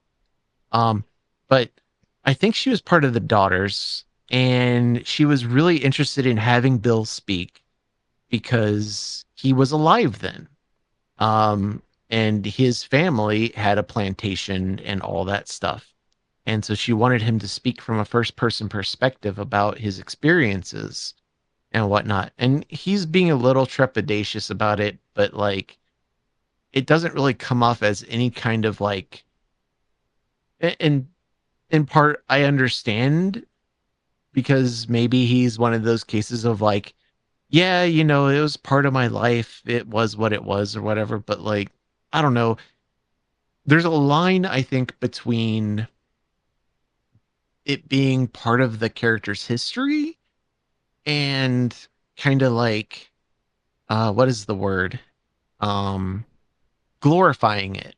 Yeah. You know what I'm saying? Yeah. And Almost an excuse to I go in and yeah, I feel a little trepidation between that and like how often uh vampires and the Confederacy pop up. yeah.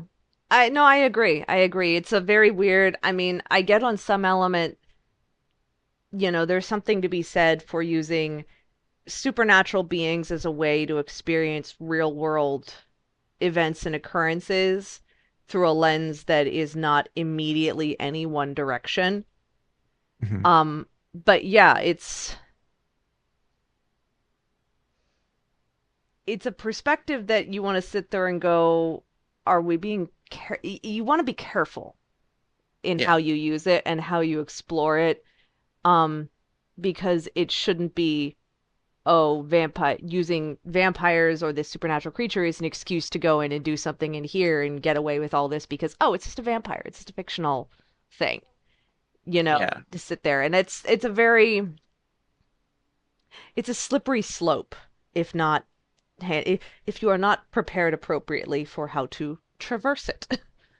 Yeah. So, but yeah, Um but I think that's just it's the element of because vampires, societal themes, social acceptance, all these different things are even frankly, um, social hierarchies are yeah. something vampires play with a lot, Yeah. especially with the elements of servitude. I mean, we see it all the way in Bram Stoker's with the existence of the character of Renfield. Renfield is essentially forced into servitude, Mhm. you know, but and these people who are being forced to serve at the whim of the vampire. And is it because it's hypnosis? Is it because they worship the vampire? Is it very, again, social hierarchy When you've got something that can very much already lean heavily on exploring those things, you want to be careful when you throw it in such a um, volatile historical event Yeah. or period, such as the Civil War. Yeah. Yeah, yeah, it's definitely.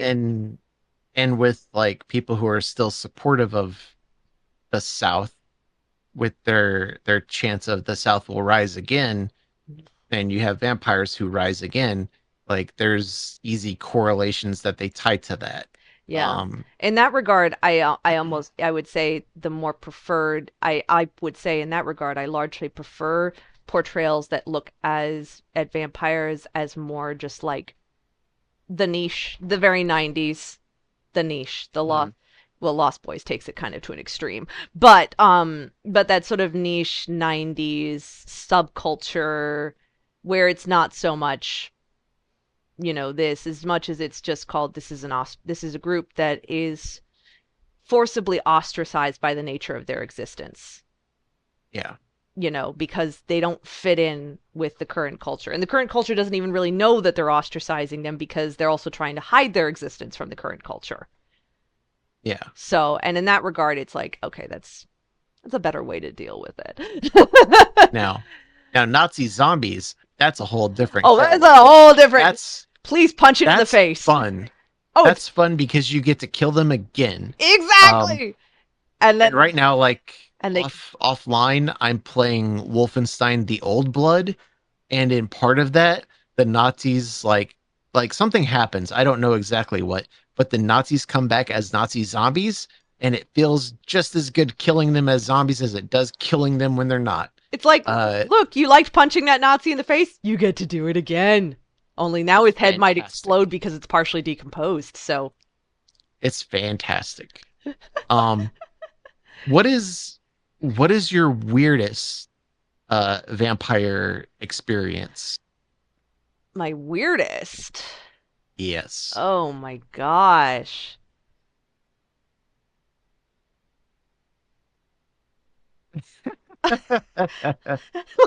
Now my dog is just. You can see him in the corner. Yeah, I can see him. He's just looking at me like, well.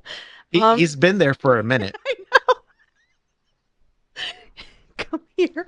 My weirdest experience. Oh, you go first because I need to think on that one. So this is something that I also love. Vampire Hunter D. Are you familiar? Oh, yeah. More with Vampire Hunter D Bloodlust, but yes. So I saw the original and I've seen Bloodlust and I've read I think I have book 1 of the manga as well. But ever since I saw the first one back when I was a kid, which I shouldn't have seen that as a kid, but whatever. There are It plenty was of things fun. we shouldn't have seen as children. Yeah. Uh it's a very fascinating like look at like a half vampire, half human, uh, which was mistranslated to Dunpeel instead of Yeah. Dompier. Yeah. Which But it just it kind of sounds stuck now. it did. Yeah. Who's like, my father sucks and I'm gonna go kill him.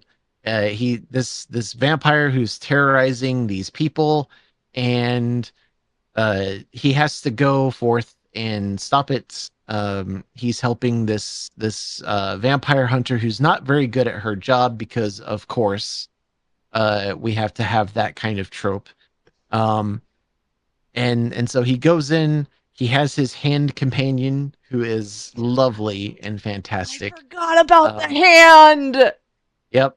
Oh my And gosh. and he goes in and he slaughters everything in his path because fuck them. Mhm. And it's glorious. Bloodlust does an even better job because they have a group of monster hunters on the side who are also going in. Also, because beautiful animation, Yes. Bloodlust had like, oh, I will And I still gotta cite that as some of the most beautiful design animation I have seen. Yeah. And I gotta say, Bloodlust really adds to the universe of Vampire Hunter D. Yeah. One of my favorites characters in there was Grover, who who, for those who don't know, he's one of the monster hunters, and he's always laid up in bed. But whenever he has to do his thing, they inject him with some mysterious liquid, and Gosh. his soul leaves his body, and it starts floating around, and he just does spirit lasers He at basically fucks anything in his everyone path up. and just destroys everything in his path. He's just like pew pew, and everything dies in front of him. It's phenomenal. Um, and it makes me wish that the writer of Fist of the North Star and Berserk got to write a script for Vampire Hunter D, because I can tell you it would be Oh my magnificent. gosh. It would be an absolute bloodfest, and Absolutely. it would be so glorious. Um, it makes me wish that Kentaro Miura was still alive, uh, to also aid in that, because I could see the two of them, having read a little bit of Berserk, Oh, I could see the two of them working together to make just like the bloodiest, the most destructive, and batshit crazy Vampire Hunter D on the earth, oh and my it would gosh. be awesome. Having read enough of Berserk to short fun story. When I um oh hi when I turned 18, I was at home about a week after my birthday, and my brother came home from college for the summer, and he had all his stuff. He was just kind of moving some stuff around the house, and then he looks at me and he's like, and he used to work at a comic shop, so he'd accumulated a lot of manga that he'd purchased over the years because he had great employee discounts and whatnot. And he was kind of he'd be the person. He was the one who slapped the first volume of Bleach in front of me one day and went, read this, you'll like it. And this was when it was first coming out.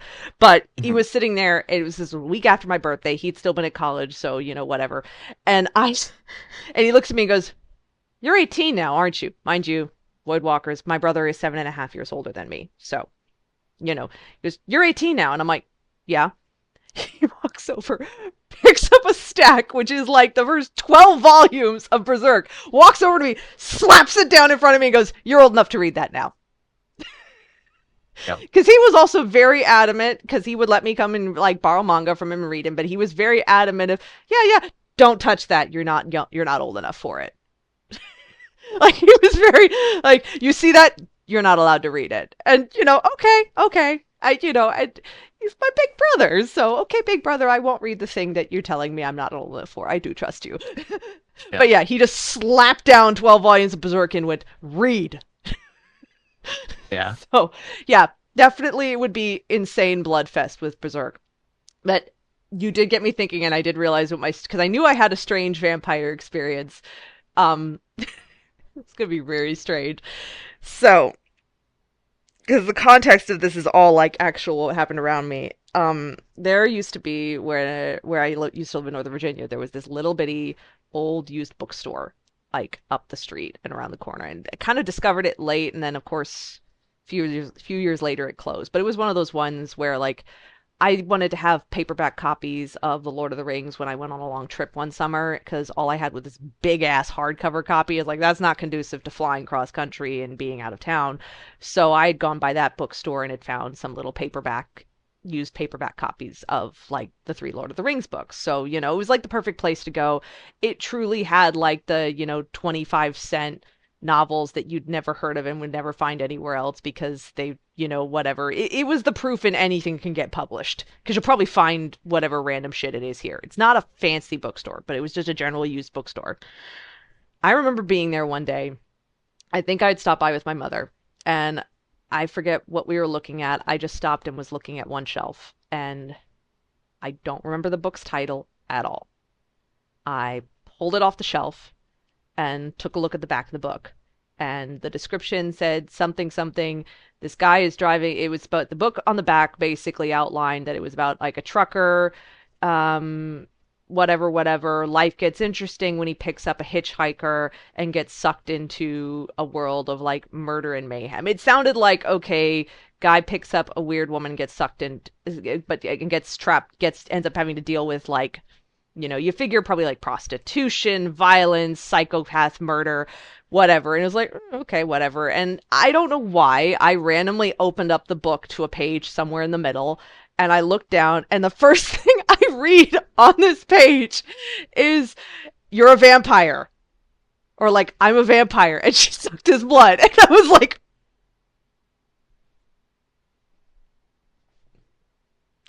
I would not have guessed that from the back of this book. Like, the back of the book made it seem like I was about, like, if you read it, you were going to read about, like, one of those creepy, like, stories of, like, somebody picking up a serial killer on the road. Not, guy picks up hitchhiker is actually a vampire. But apparently the hitchhiker is a vampire. And that's all I know, and it was the weirdest experience. That was my weird experience, because I remember looking at it just being like, the fuck is this? Like, I was just so confused. This is the back. Literally no clues. The cover didn't even give you a clue. Nothing about this book hinted that you would open it up and find that the person is a vampire. And that happens to be the random page I opened to. And now I feel like I want to see if I can find this book online just to, like, actually read it now and decide how weird it is, because it was just the weirdest thing where I was like, wait, what? What? The trucker picked up a vampire? I didn't think that was what this was going to be about. I thought this would be like, you know, maybe a serial killer or something. You know, or the trucker was going to be a creeper or something. Yeah. So that's my weird vampire story. So I do want to touch on too, with vampires, there's the other side of vampires, which we see a lot of media that has vampires existing in society, but then there's a little bit of media that deals with vampires more as a world-ending plague. And I say that both figuratively and literally, because there was a show years ago, Sean Astin was in it, which was like, oh, I didn't realize he was in this. But, and a few others, I forget, I want to say it was called, it wasn't Parasite, it was something that I thought, oh, you know what? Strain, I think, but it wasn't the Strain as in the Michael Crichton thing, but it was something similar. But I thought, oh, it's going to be a disease or something. But it turned out the book used the approach of like a disease plague, but that disease was actually vampirism. And then they actually were incorporating in the actual element of there being like a Dracula type figure also who was controlling it. But it was this whole thing of, yeah, but he spread it through a disease and a plague, and it spread like this weird monster plague that was turning people into rabid creatures. So it's also was akin to it was the vampires more akin to portrayals like what we saw in I Am Legend. Or even in the little indie film Stakeland, where the vampires, and 30 Days of Night, where the vampires are more monstrous, though 30 Days of Night, they're more organized. You know, there's a little bit more front center organization, but it's still that more monstrosity. But I remember, I'm gonna have to look up what show it is. But I remember, because it was much more like, it starts out like a plague show, where it's like CDC shows up, a plane, it literally centers, the very beginning of it centers around a plane pulling into like LaGuardia or something, and they're not getting any contact from anybody in the plane. Nobody's saying anything. They're like, okay, now we've got to quarantine the plane. Something's wrong, whatever. It turns out everybody on the plane is dead. And it's this whole quarantine. Like, it literally is playing like a disease outbreak series. It just turns out that the disease in the outbreak is vampires.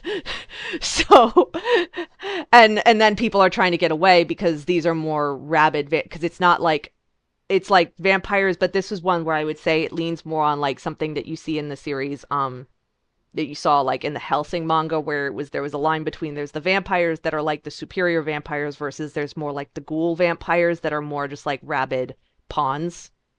Yeah. Because I remember Hellsing, that manga and anime had the element of like vampires also controlled ghouls, but they were created by vampires. I think it was more like them animating like corpses or something like that. So it was a little bit more like a cross between a zombie and a vampire, where they were more mindless.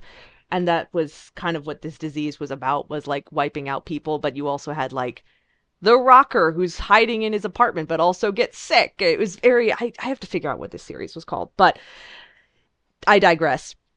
It's the post-apocalyptic vampire that almost borders on a zombie portrayal. And again, I think of I Am Legend, and Stakeland as two particulars with that, where you get more of a look of the world post-humanity, or post-humanity as the ruling society. And Yeah. and and I will add to it, because I didn't realize, I mean, I knew I Am Legend was based off a book. I didn't realize that there had been a movie prior to I Am Legend, which was The Last Man on Earth with Vincent Price, that was that same story. That it was the adaptation. That was an adaptation. That I Am Legend is actually, that they're both adapting the same book. Because now I really want to see Vincent Price's portrayal Yeah. in that, just because it's like Will Smith, Vincent Price. These are two very different people. Yeah. And two very That would different be eras fascinating. approaching the same story. Yeah. But I'm just curious your thoughts on that, because those tend to take a more those portrayals tend to move away from vampires as a more organized society existing within, and more towards a disease plague like, and a lot of times their portrayal is portrayed like a disease.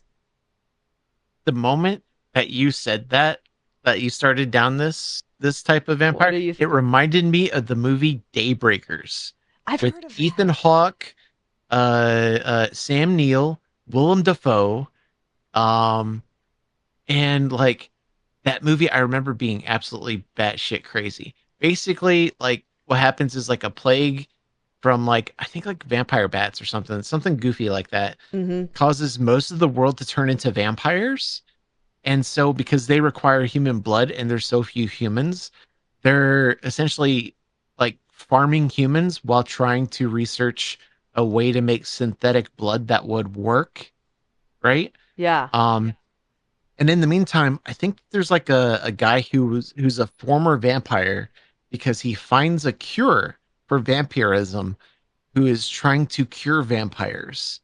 Um, and like I think Sam Neill is like the guy who runs the business that is like the lead in finding a way to make substitute human blood. So All like right. he has like this vested interest in like it's very much like a if I remember right, it's like very much a capitalist kind of story. Mm-hmm. Um and I think he winds up becoming human because like humans once vampires turn back into humans or like humans are inoculated, they're immune from the vampire bite. Mm. Um, and I think I think his name is Charles, Sam Neill's character. He winds up becoming human at the end, I think against his own wishes, and then Mm. like I think a bunch of vampires like kill him Interesting. something like that. Like I have vague memories of it. I just remembered that like Sam Neill and Sam Neill's like hammy acting, which is glorious. Oh, of course, of Um, course. Also Sam Neill, very sophisticated guy, uh, in a lot of horror movies. And Uh, some really unhinged ones. Okay, as soon as you said Sam Neill, I was like, and he wasn't possessed by some demon hell monster in outer space, because ah, that movie is fucking unhinged.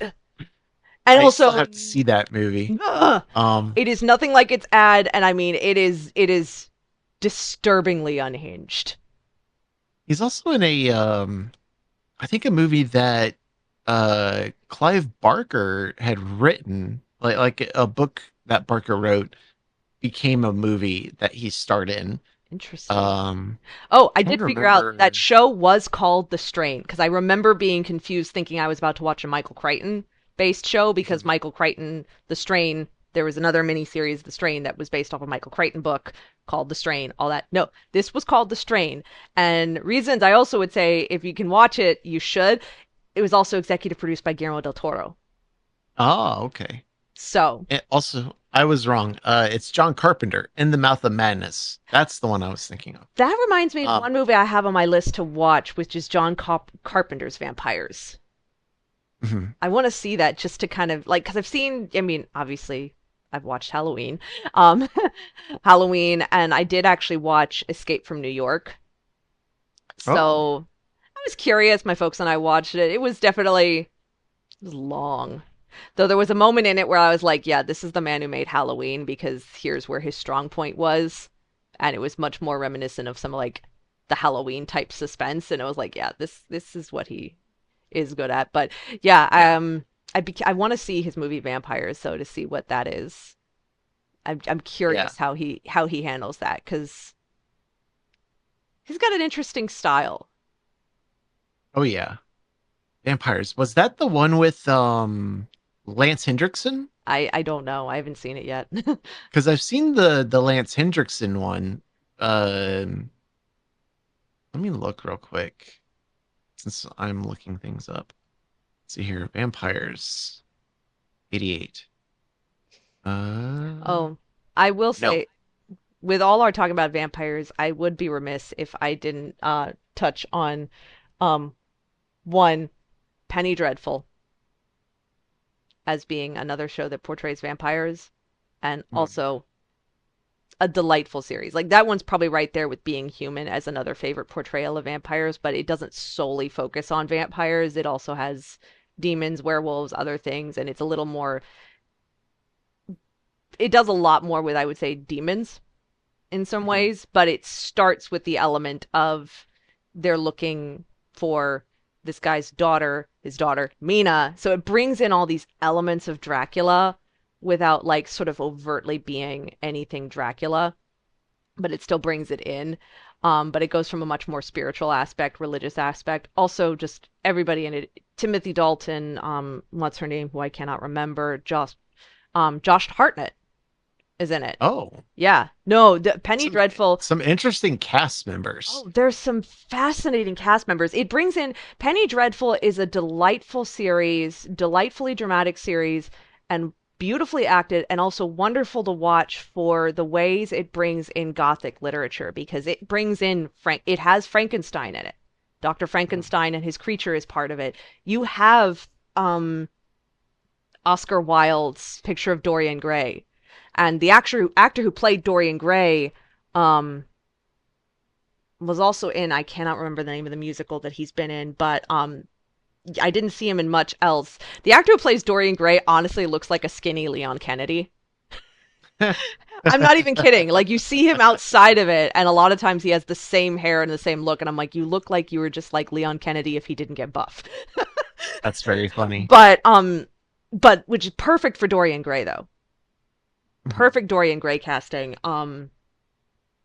Also hilarious because that guy I think went on to play in the that Rocky Horror Picture Show that they did on TV a few years Mhm. ago, like maybe 10 years ago. He actually was one of the guys in that too. So it's like, okay, a little off the rails here. No, I absolutely recommend watching that show. And it loops itself out. It starts with vampires and then loops back around to vampires, but it's interesting the approach it takes when like the final season when they come up with when they kind of circle back to vampires at the center of it Mhm. because then it kind of is like, okay, now we're going to start touching on like Dracula, like the head honcho stuff. But absolutely, I love that series. I would say it's right there with Being Human. I'm probably on par. It's just it's so different, and it's also one that's emotionally a lot darker in some ways, whereas Being Human is modern set. So there's a lot more lighthearted moments in Being Human versus in Yeah. Penny Dreadful.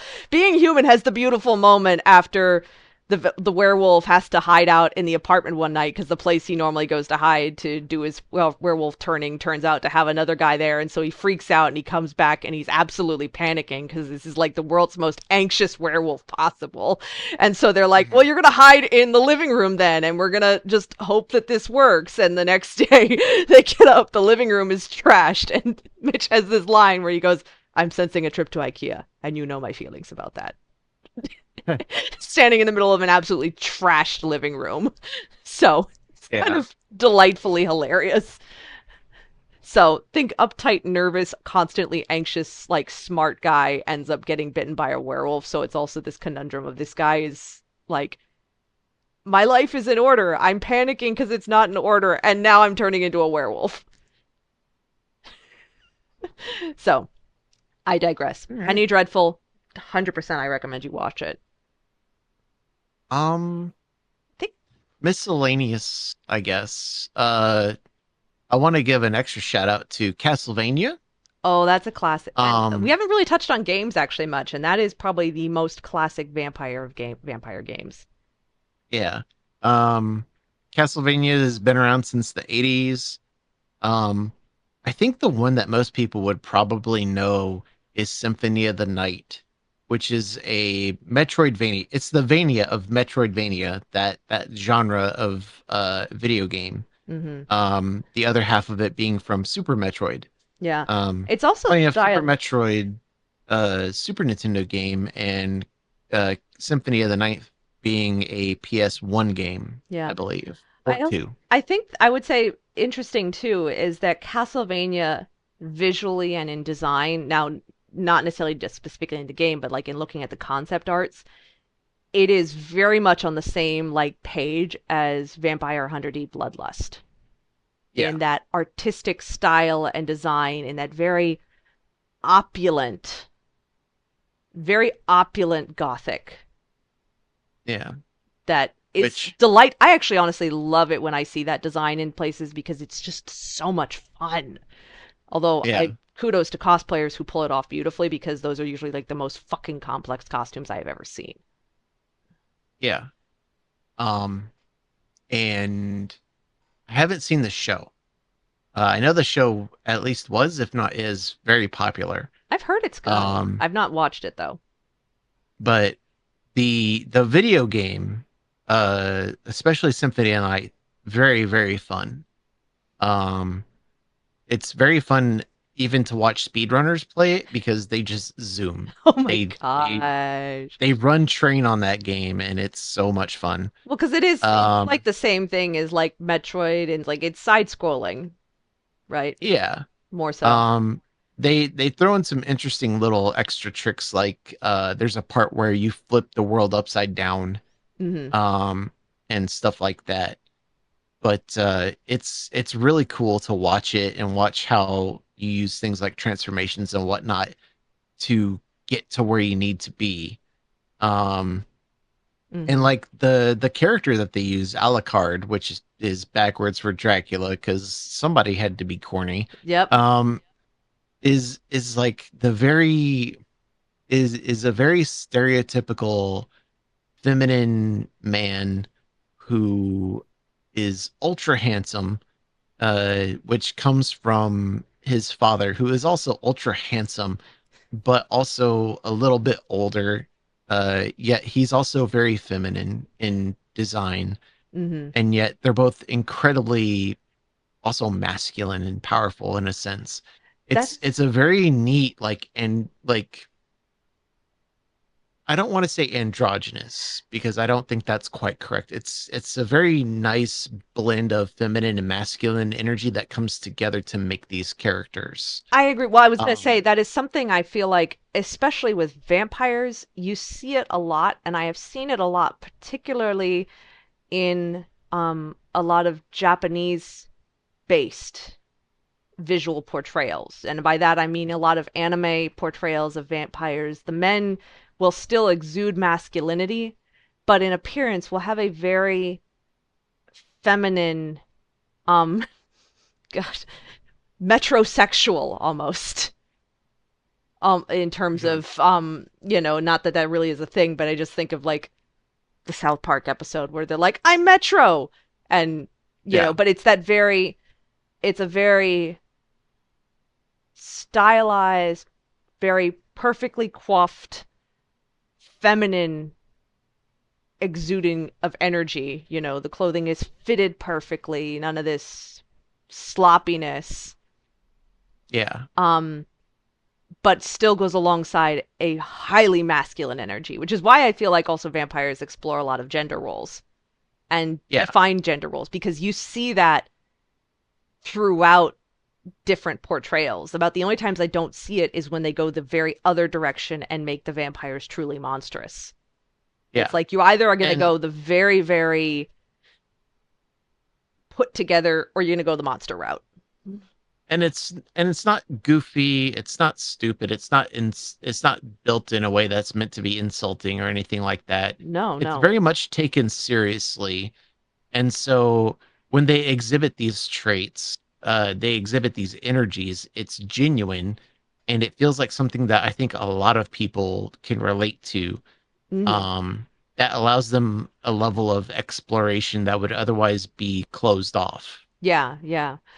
No, I agree. I agree.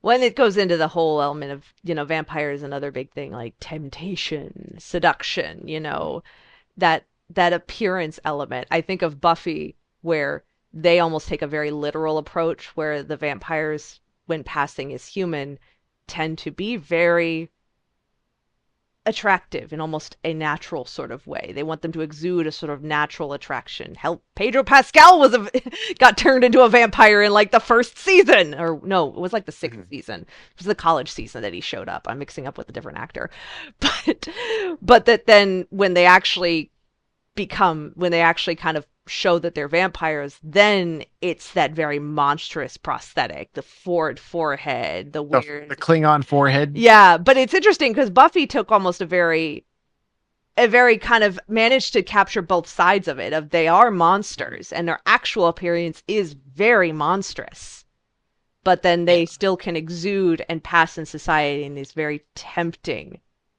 way. It's that seductress element of a vampire, or seductor, or seductress, seduction, whatever. I've seen the first two and a half seasons of Buffy, Hmm.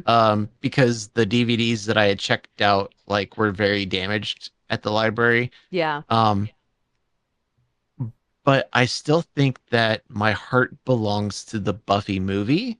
That's fair. Um, I need to see that. I want to see it. it's so good. It's got Rutger Hauer, it's got Donald Sutherland, it's got Paul Rubin. Oh my God. Like it's got fucking what's his name? Dewey in Scream. Oh yeah, he's in it. Yeah, I can't remember his name, but I know who you're talking about. Yeah, David Arquette. David Arquette. That's Yeah, him. Yeah. it's got David Arquette in it, and everybody knows what movie they're in. Yes. Yes. I really It's want to see that. awesome. The show I genuinely really enjoy, though I will, like many, as I've gotten older and rewatched it, there are moments in it and characters in it that as I've gotten older, I've been like, this character is incredibly flawed and very frustrating. Like, Yeah, when you're younger, it's like, oh, Xander's a funny character. I want to punch Xander in the face so much. Xander's a He's dickhead. an absolute shitty I hate him. dickhead who is like, I got friend zoned. I'm butthurt about it. And he's a dickhead like 99% Yeah, of the time.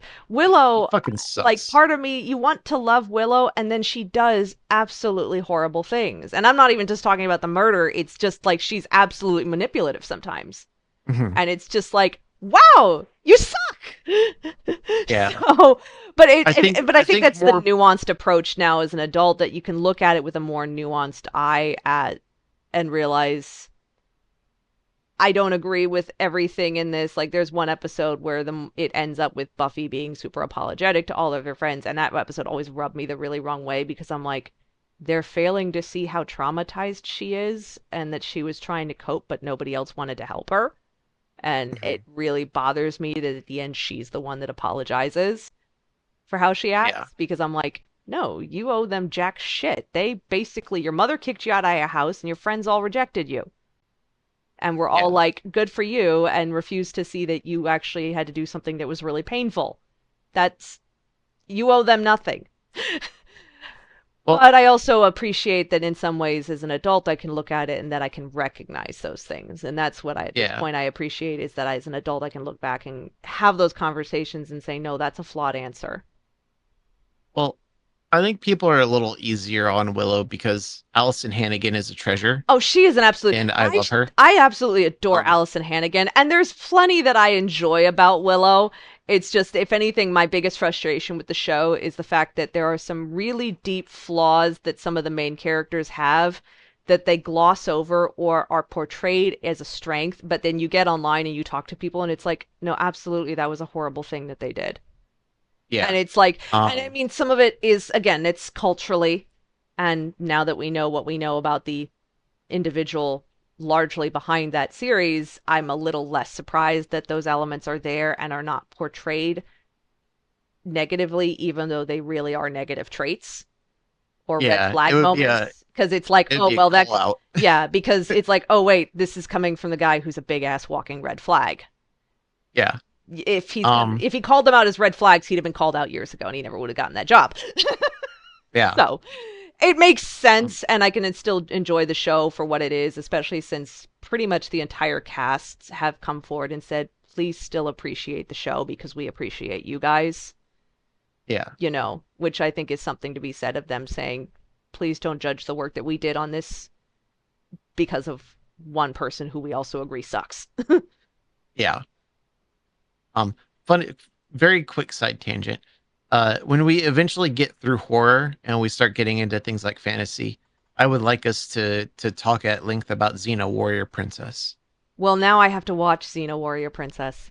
So do I. But I know a lot of things about it, and I feel like really there's going to be a lot of obsessing over Lucy Lawless in that too. I mean, it's hard not to. Come on. Yeah. Yeah. Oh, I mean, she's an icon. But yeah, quick. That was my quick side tangent. I am totally agree with it. As long as we also spend an entire conversation on the Lord of the Rings and Tolkien, because okay.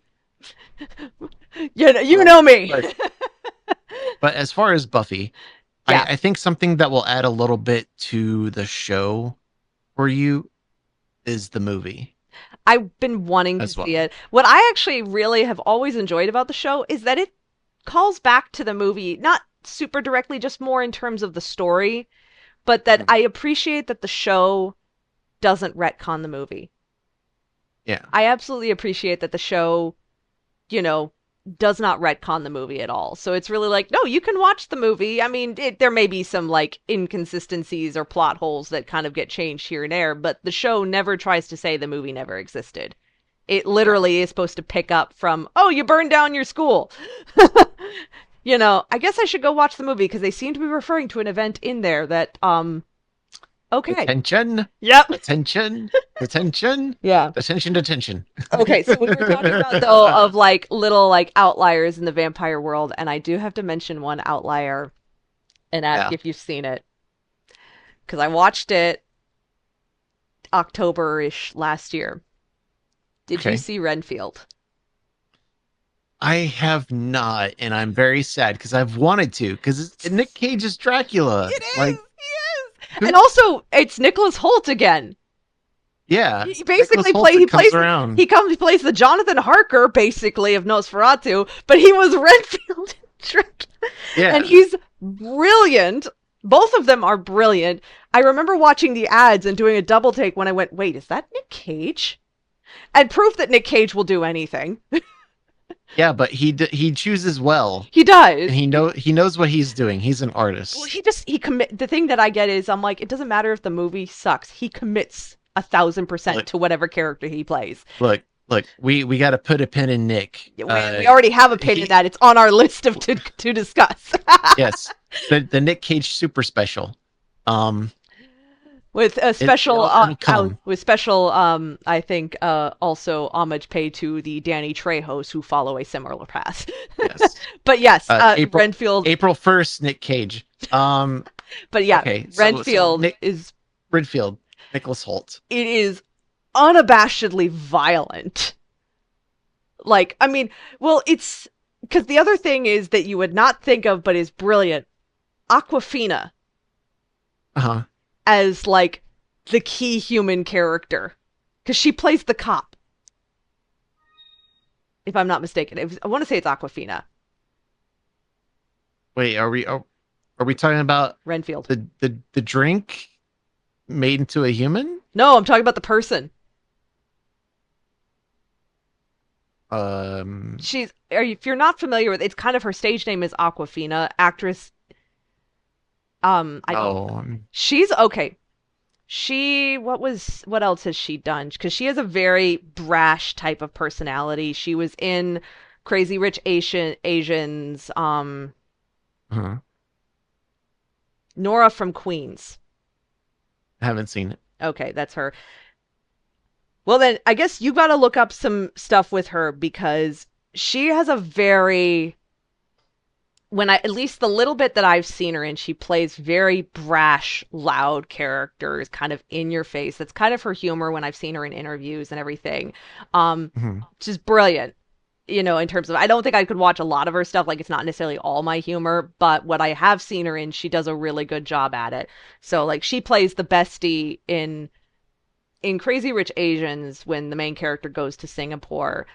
Aquafina plays the bestie who is also apparently like super rich or something. Um, Yeah. but very just like, whatever, I'm gonna do this, that happens to be in Singapore and is also like, I got this, but is a little off the rails and quirky and weird, but also immensely rich. But yeah, Aquafina is the cop in Renfield, and it's a great comedic contrast Hmm. because you've got this very brash, loud character next to Nicholas Holt's Renfield, which is just, it's great. There's just a lot of like random appearances too in that movie. Like, who else was in it that threw me off? Like how Beetlejuice had a lot of random appearances. Well, I actually never watched Beetlejuice, but Oh, yeah. uh, But I knew it I had have them. I have mixed feelings on that, Yeah. but that's a different subject for a different time. Exactly. Yeah, there was one other actress who was in it, and I cannot remember. Oh yeah. Oh yeah. Now I remember who that other actress was. Yeah. Either way, Renfield was hysterical, but like there were some moments, like there's one area where it's like a fight scene, and I swear it is comically violent. Just like blood everywhere, exploding. Nice. So it's comically violent, very, very Nick Cage, even though he's not the main character, but it's very Nick Cage being Nick Cage. And just Fantastic. a hilarious look at a role that we've seen a character that we've seen typically played in a certain way, and so now they're playing it in a very different way. Unsung Nice. hero. Awesome. But yeah, I will admit though, gaming wise, now that I'm thinking about it, because we've been There's not discussing too many vampires I have one in game games. that I got that's a vampire game. I think it's might actually be called Vampire or something like that, but I haven't played it yet. I picked it up because it was on like some horror games that looked like it might be, but I'm not quite sure what to expect from it. Yeah. I want to give a special shout out to an audio play podcast that I think they're done. I think they kind of suddenly stopped, but like stopped far enough along that you could be like, well, it's concluded. Mm-hmm. Um, called The Monster Hunters. Oh, In that the main villain antagonist is a vampire. Um, interesting. and I mean, he has like general vampire stuff, so he himself is not too spectacular in that sense, but it's it's an audio form, so it's audio only. Um, and the guys who are like the two main actors, the protagonists, one is very much they're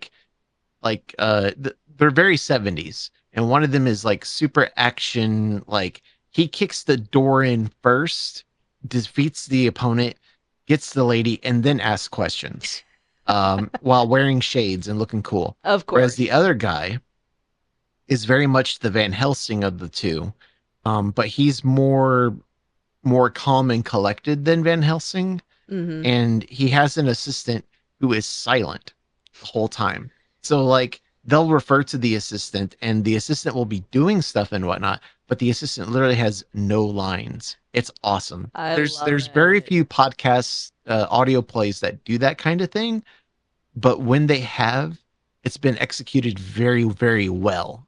And Nice. the Monster Hunters is one that I highly recommend, not just because of we're talking about vampires, but also like it's just a really good uh hunter type of story overall. Mm-hmm. Like there's a lot of dynamics to the two protagonists, to the things that they're doing, why they're doing them, and even the monsters that they face. Yeah. It's really well done, and I wish that they had a more specific this is our final season kind of thing to them. Then kind But of, with where they ended at, it feels like it could be that way without them saying it yeah. more or less. Yeah. No, that makes sense. That makes sense. I'll have to look into that. So, Yeah.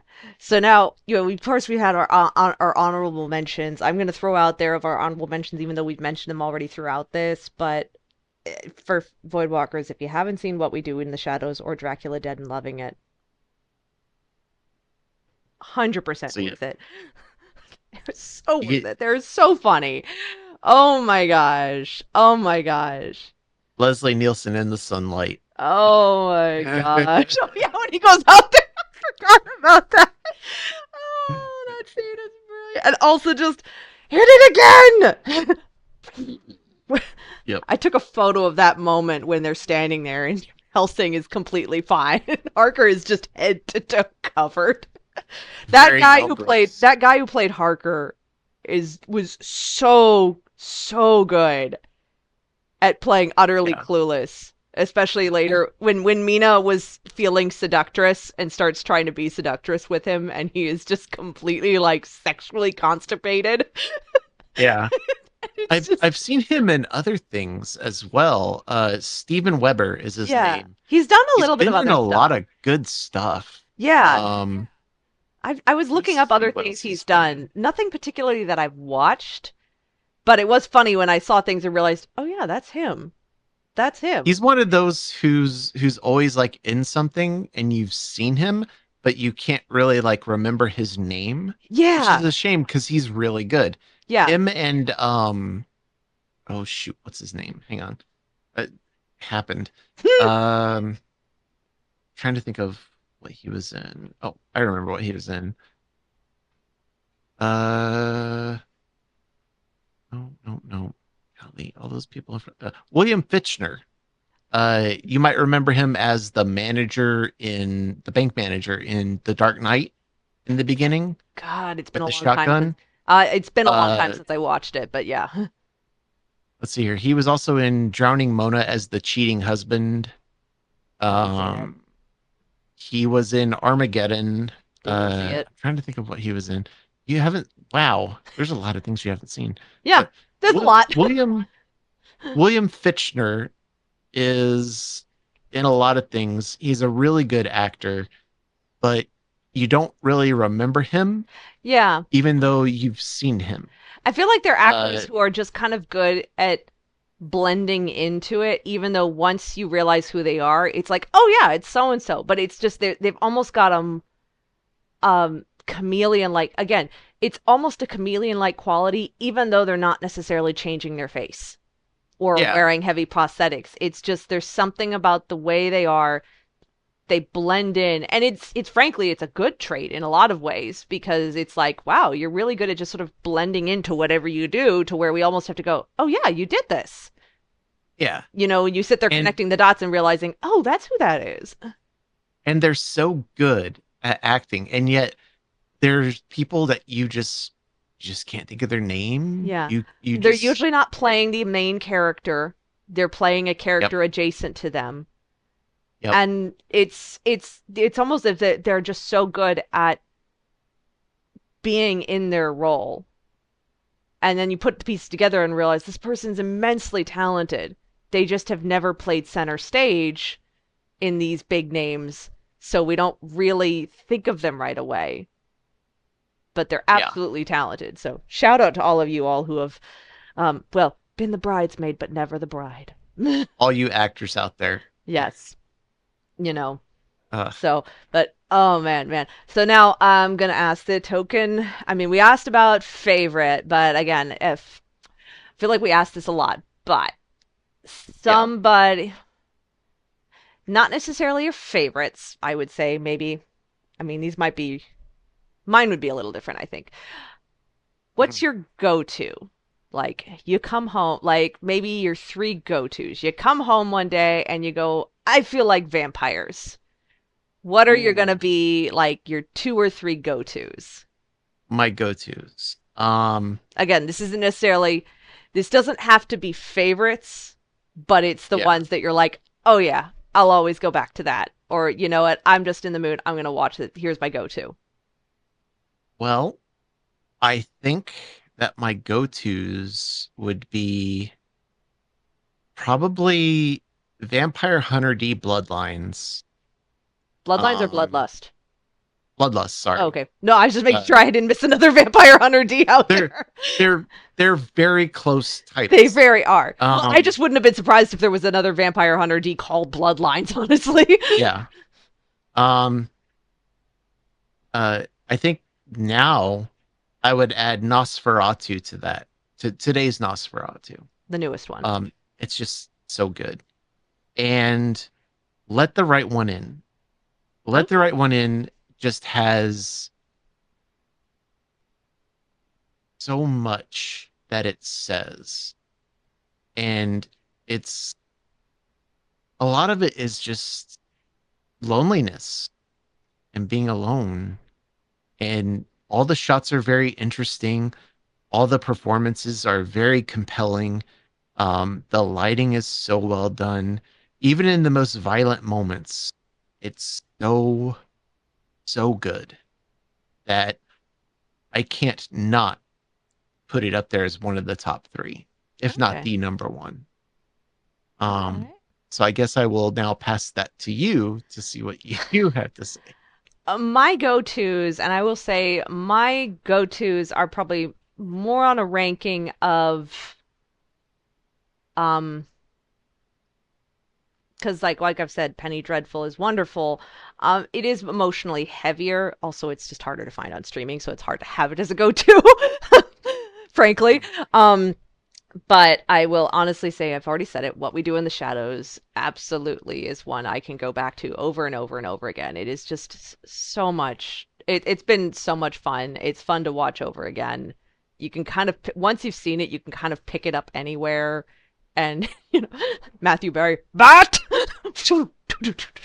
It's just Nadia's little, her ghost possessing a doll. Well, not just going around. There's just little things in it that are just absolutely delightful. The Vampiric Council is led by uh oh my gosh, why'd her name just escape me? But then it's all these people who have famously played vampires. So it's great. Also, unrelated, but I realized I was saying Gathering of Witches earlier. The show's called Discovery of Witches. I remembered. Hmm. So, different side note. So, for anybody who watches in the void and goes, it's Discovery of Witches. I know, I remembered that now. Fine, fuck off. All right. But definitely What We Do in the Shadows. We didn't talk about it, but probably one of the things I've kind of gone back and watched a lot is American Horror Stories Hotel season. It's probably Mhm. the other season that outside of um Freak Show, it is probably my most watched season, which is the hotel season. It's a totally different vibe. Also, it's very California. I mean, the Hotel Cortez is literally based off of I forget what it's called, but right here in California, it's over in Skid Row. It's very much based off of like Los Angeles. So it's a very Los Angeline type vibe, culture. I love the mod style, the deco, the character of Liz is amazing. And to be honest, Lady Gaga basically playing a vampire, playing the Countess. It was a big change from having Jessica Lange in that sort of pivotal key role, but she's great at it. So it's just a different approach. It hits on a few different tropes with vampires, again, kind of pulls from different media that portrayed them, but it's a fun, easy to go back and watch, you know, watch series. Enough weird, enough funny, enough dramatic. So, um, and my last go-to, mm, I'm a little bit torn because my last go-to it would either be going back and like say, I'd say my last go-to at this point would be another series, which would be going back to Being Human. Okay. Um, Again, it's sometimes hard to find it, and again, it's just I love the characters and the interactions and the way they interact and relate to each other. I love the way they place humor within it, but also explore these emotional roles of them. So, and it's well acted. And again, it's well acted, it's well done, and very well written for something that I would say was probably not the highest budget series. Mhm. So, but yeah. those are probably my three. So What We Do in the Shadows, AHS Hotel, and UK UK Being Human. I haven't watched any of the American one. I've not actually heard bad things about it. It went on for way longer, and UK's Being Human did have seasons past 3. It's just by the time you get to like season 3 switches out a lot of the cast, and then like by the time you get to season 4 it's an entirely different cast, but it's the same formula, and at that point I just was like, no, this is annoying now. So just the first 3 seasons, the original cast. I have heard good things about the American one, and I'm curious to watch it at some point, largely because Sam Witwer's in it. Um and if he's not a familiar name, I've only other thing on screen I've seen him in, oddly enough, was realizing he was he was one of the reoccurring characters in Battlestar Galactica. But where I know him from most is Sam Witwer is the voice of Darth Maul in the Clone Wars, in Rebels, in the animated Star Wars series stuff. Sam Witwer is the one who actually voices Darth Maul, and given that that character suddenly was expanded on vastly, and he does a fantastic job at it. I've been intrigued to watch him in something more live action just to see his scope. Okay. So, if you listen to some of like his stuff as Darth Maul, it's like, oh damn. Also didn't realize this was the same guy, because when I realized who he was in Battlestar, it was like, that voice from that guy? Okay. I know that voice. Except it's Also- not. It's not. The voice is completely different. That's what throws you off. It's like, you do not sound there like what you sound like here. But it works. It works. So those are probably my 3, though. Being Human, Excellent. What We Do, and AHS Hotel. So, Well then, I guess then there's not much else to say, but where can our Voidwalkers find you? I can be found on Twitch, Lady Hyacinth 57. Hyacinth as the flower. And to clarify, because somebody recently asked me if Hyacinth was for the character in Bridgerton. No, it was not. Yes, I have seen Bridgerton, so I'm fully aware that there's a character named Hyacinth in it. I did not choose my name for that. In fact, I was Lady Hyacinth on Twitch before Bridgerton was on Netflix. And before To that bitch. yeah. Before it was on Netflix, I was using Hyacinth as an online alias even before I was using Hyacinth as my alias on Twitch as well. I'd been using Hyacinth actually for a long time as an alias because I grew up, my family's home, we had deep purple hyacinth flowers in the front yard that would come up in the spring, and they always stood out to me. They have a very distinct smell. It became my logo when I ran my own business, so of no connection with the series Bridgerton, although yes, I have seen it. But I am Lady Hyacinth on Twitch. You can find me there. I will probably be expanding into YouTube, so folks can stay tuned because it will be under the same name, Lady Hyacinth. So now, dear Dave, where can our lovely Voidwalkers find you? You could find me at Twitch as well. Mhm. Sheriff_Flynn. At some point soon, probably after this podcast is out, but at some point I'm going to be starting up the Year of the FMV, where I'm playing FMV games, and I'm doing it for charity. The charity is going to be the Raptor Trust, because they rehabilitate and help birds of all kinds, and I got to help out those raptor princesses. Help the birds. So there's that.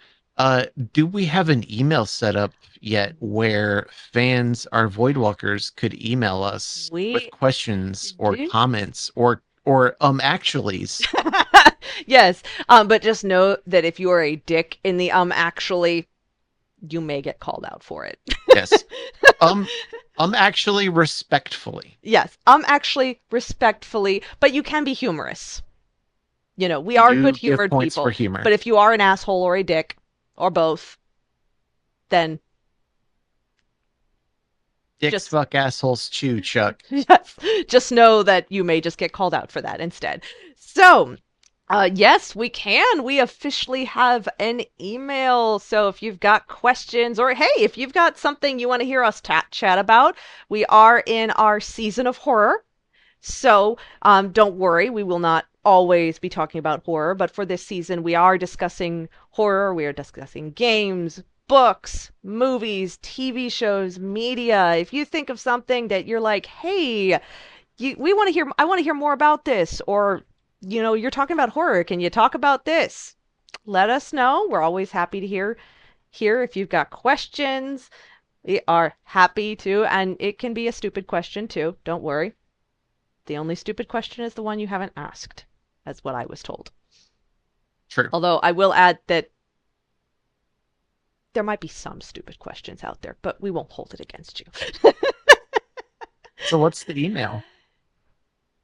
Isn't it the confabulators@gmail.com? I'm trying to remember it. It should be. I'm pretty confident that it is the confabulators@gmail.com. I am a skilled adult and can remember our email address. Yes, very much so. Very skilled, very good. Yes. So yeah, if you want to email us, email theconfabulators@gmail.com. That's where we can find that is it. Yep. And I've confirmed it. Yay, that is it. I was right. Like always. Yes. And in the meantime, dear friends, one last little. There we go. From all of us here at the Confabulation Station, I am Liz. And I am Dave. And this is Seamus, but he has nothing to say. And we are the Confabulators. And if you don't know what that is, ask the doorman. Exactly. And until next time, folks, peace out.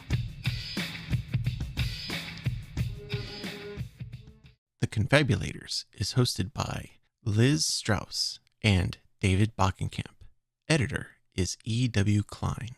Theme music is Oh Heavens by Cassidy B. Composer and artist, cbrva.card.co.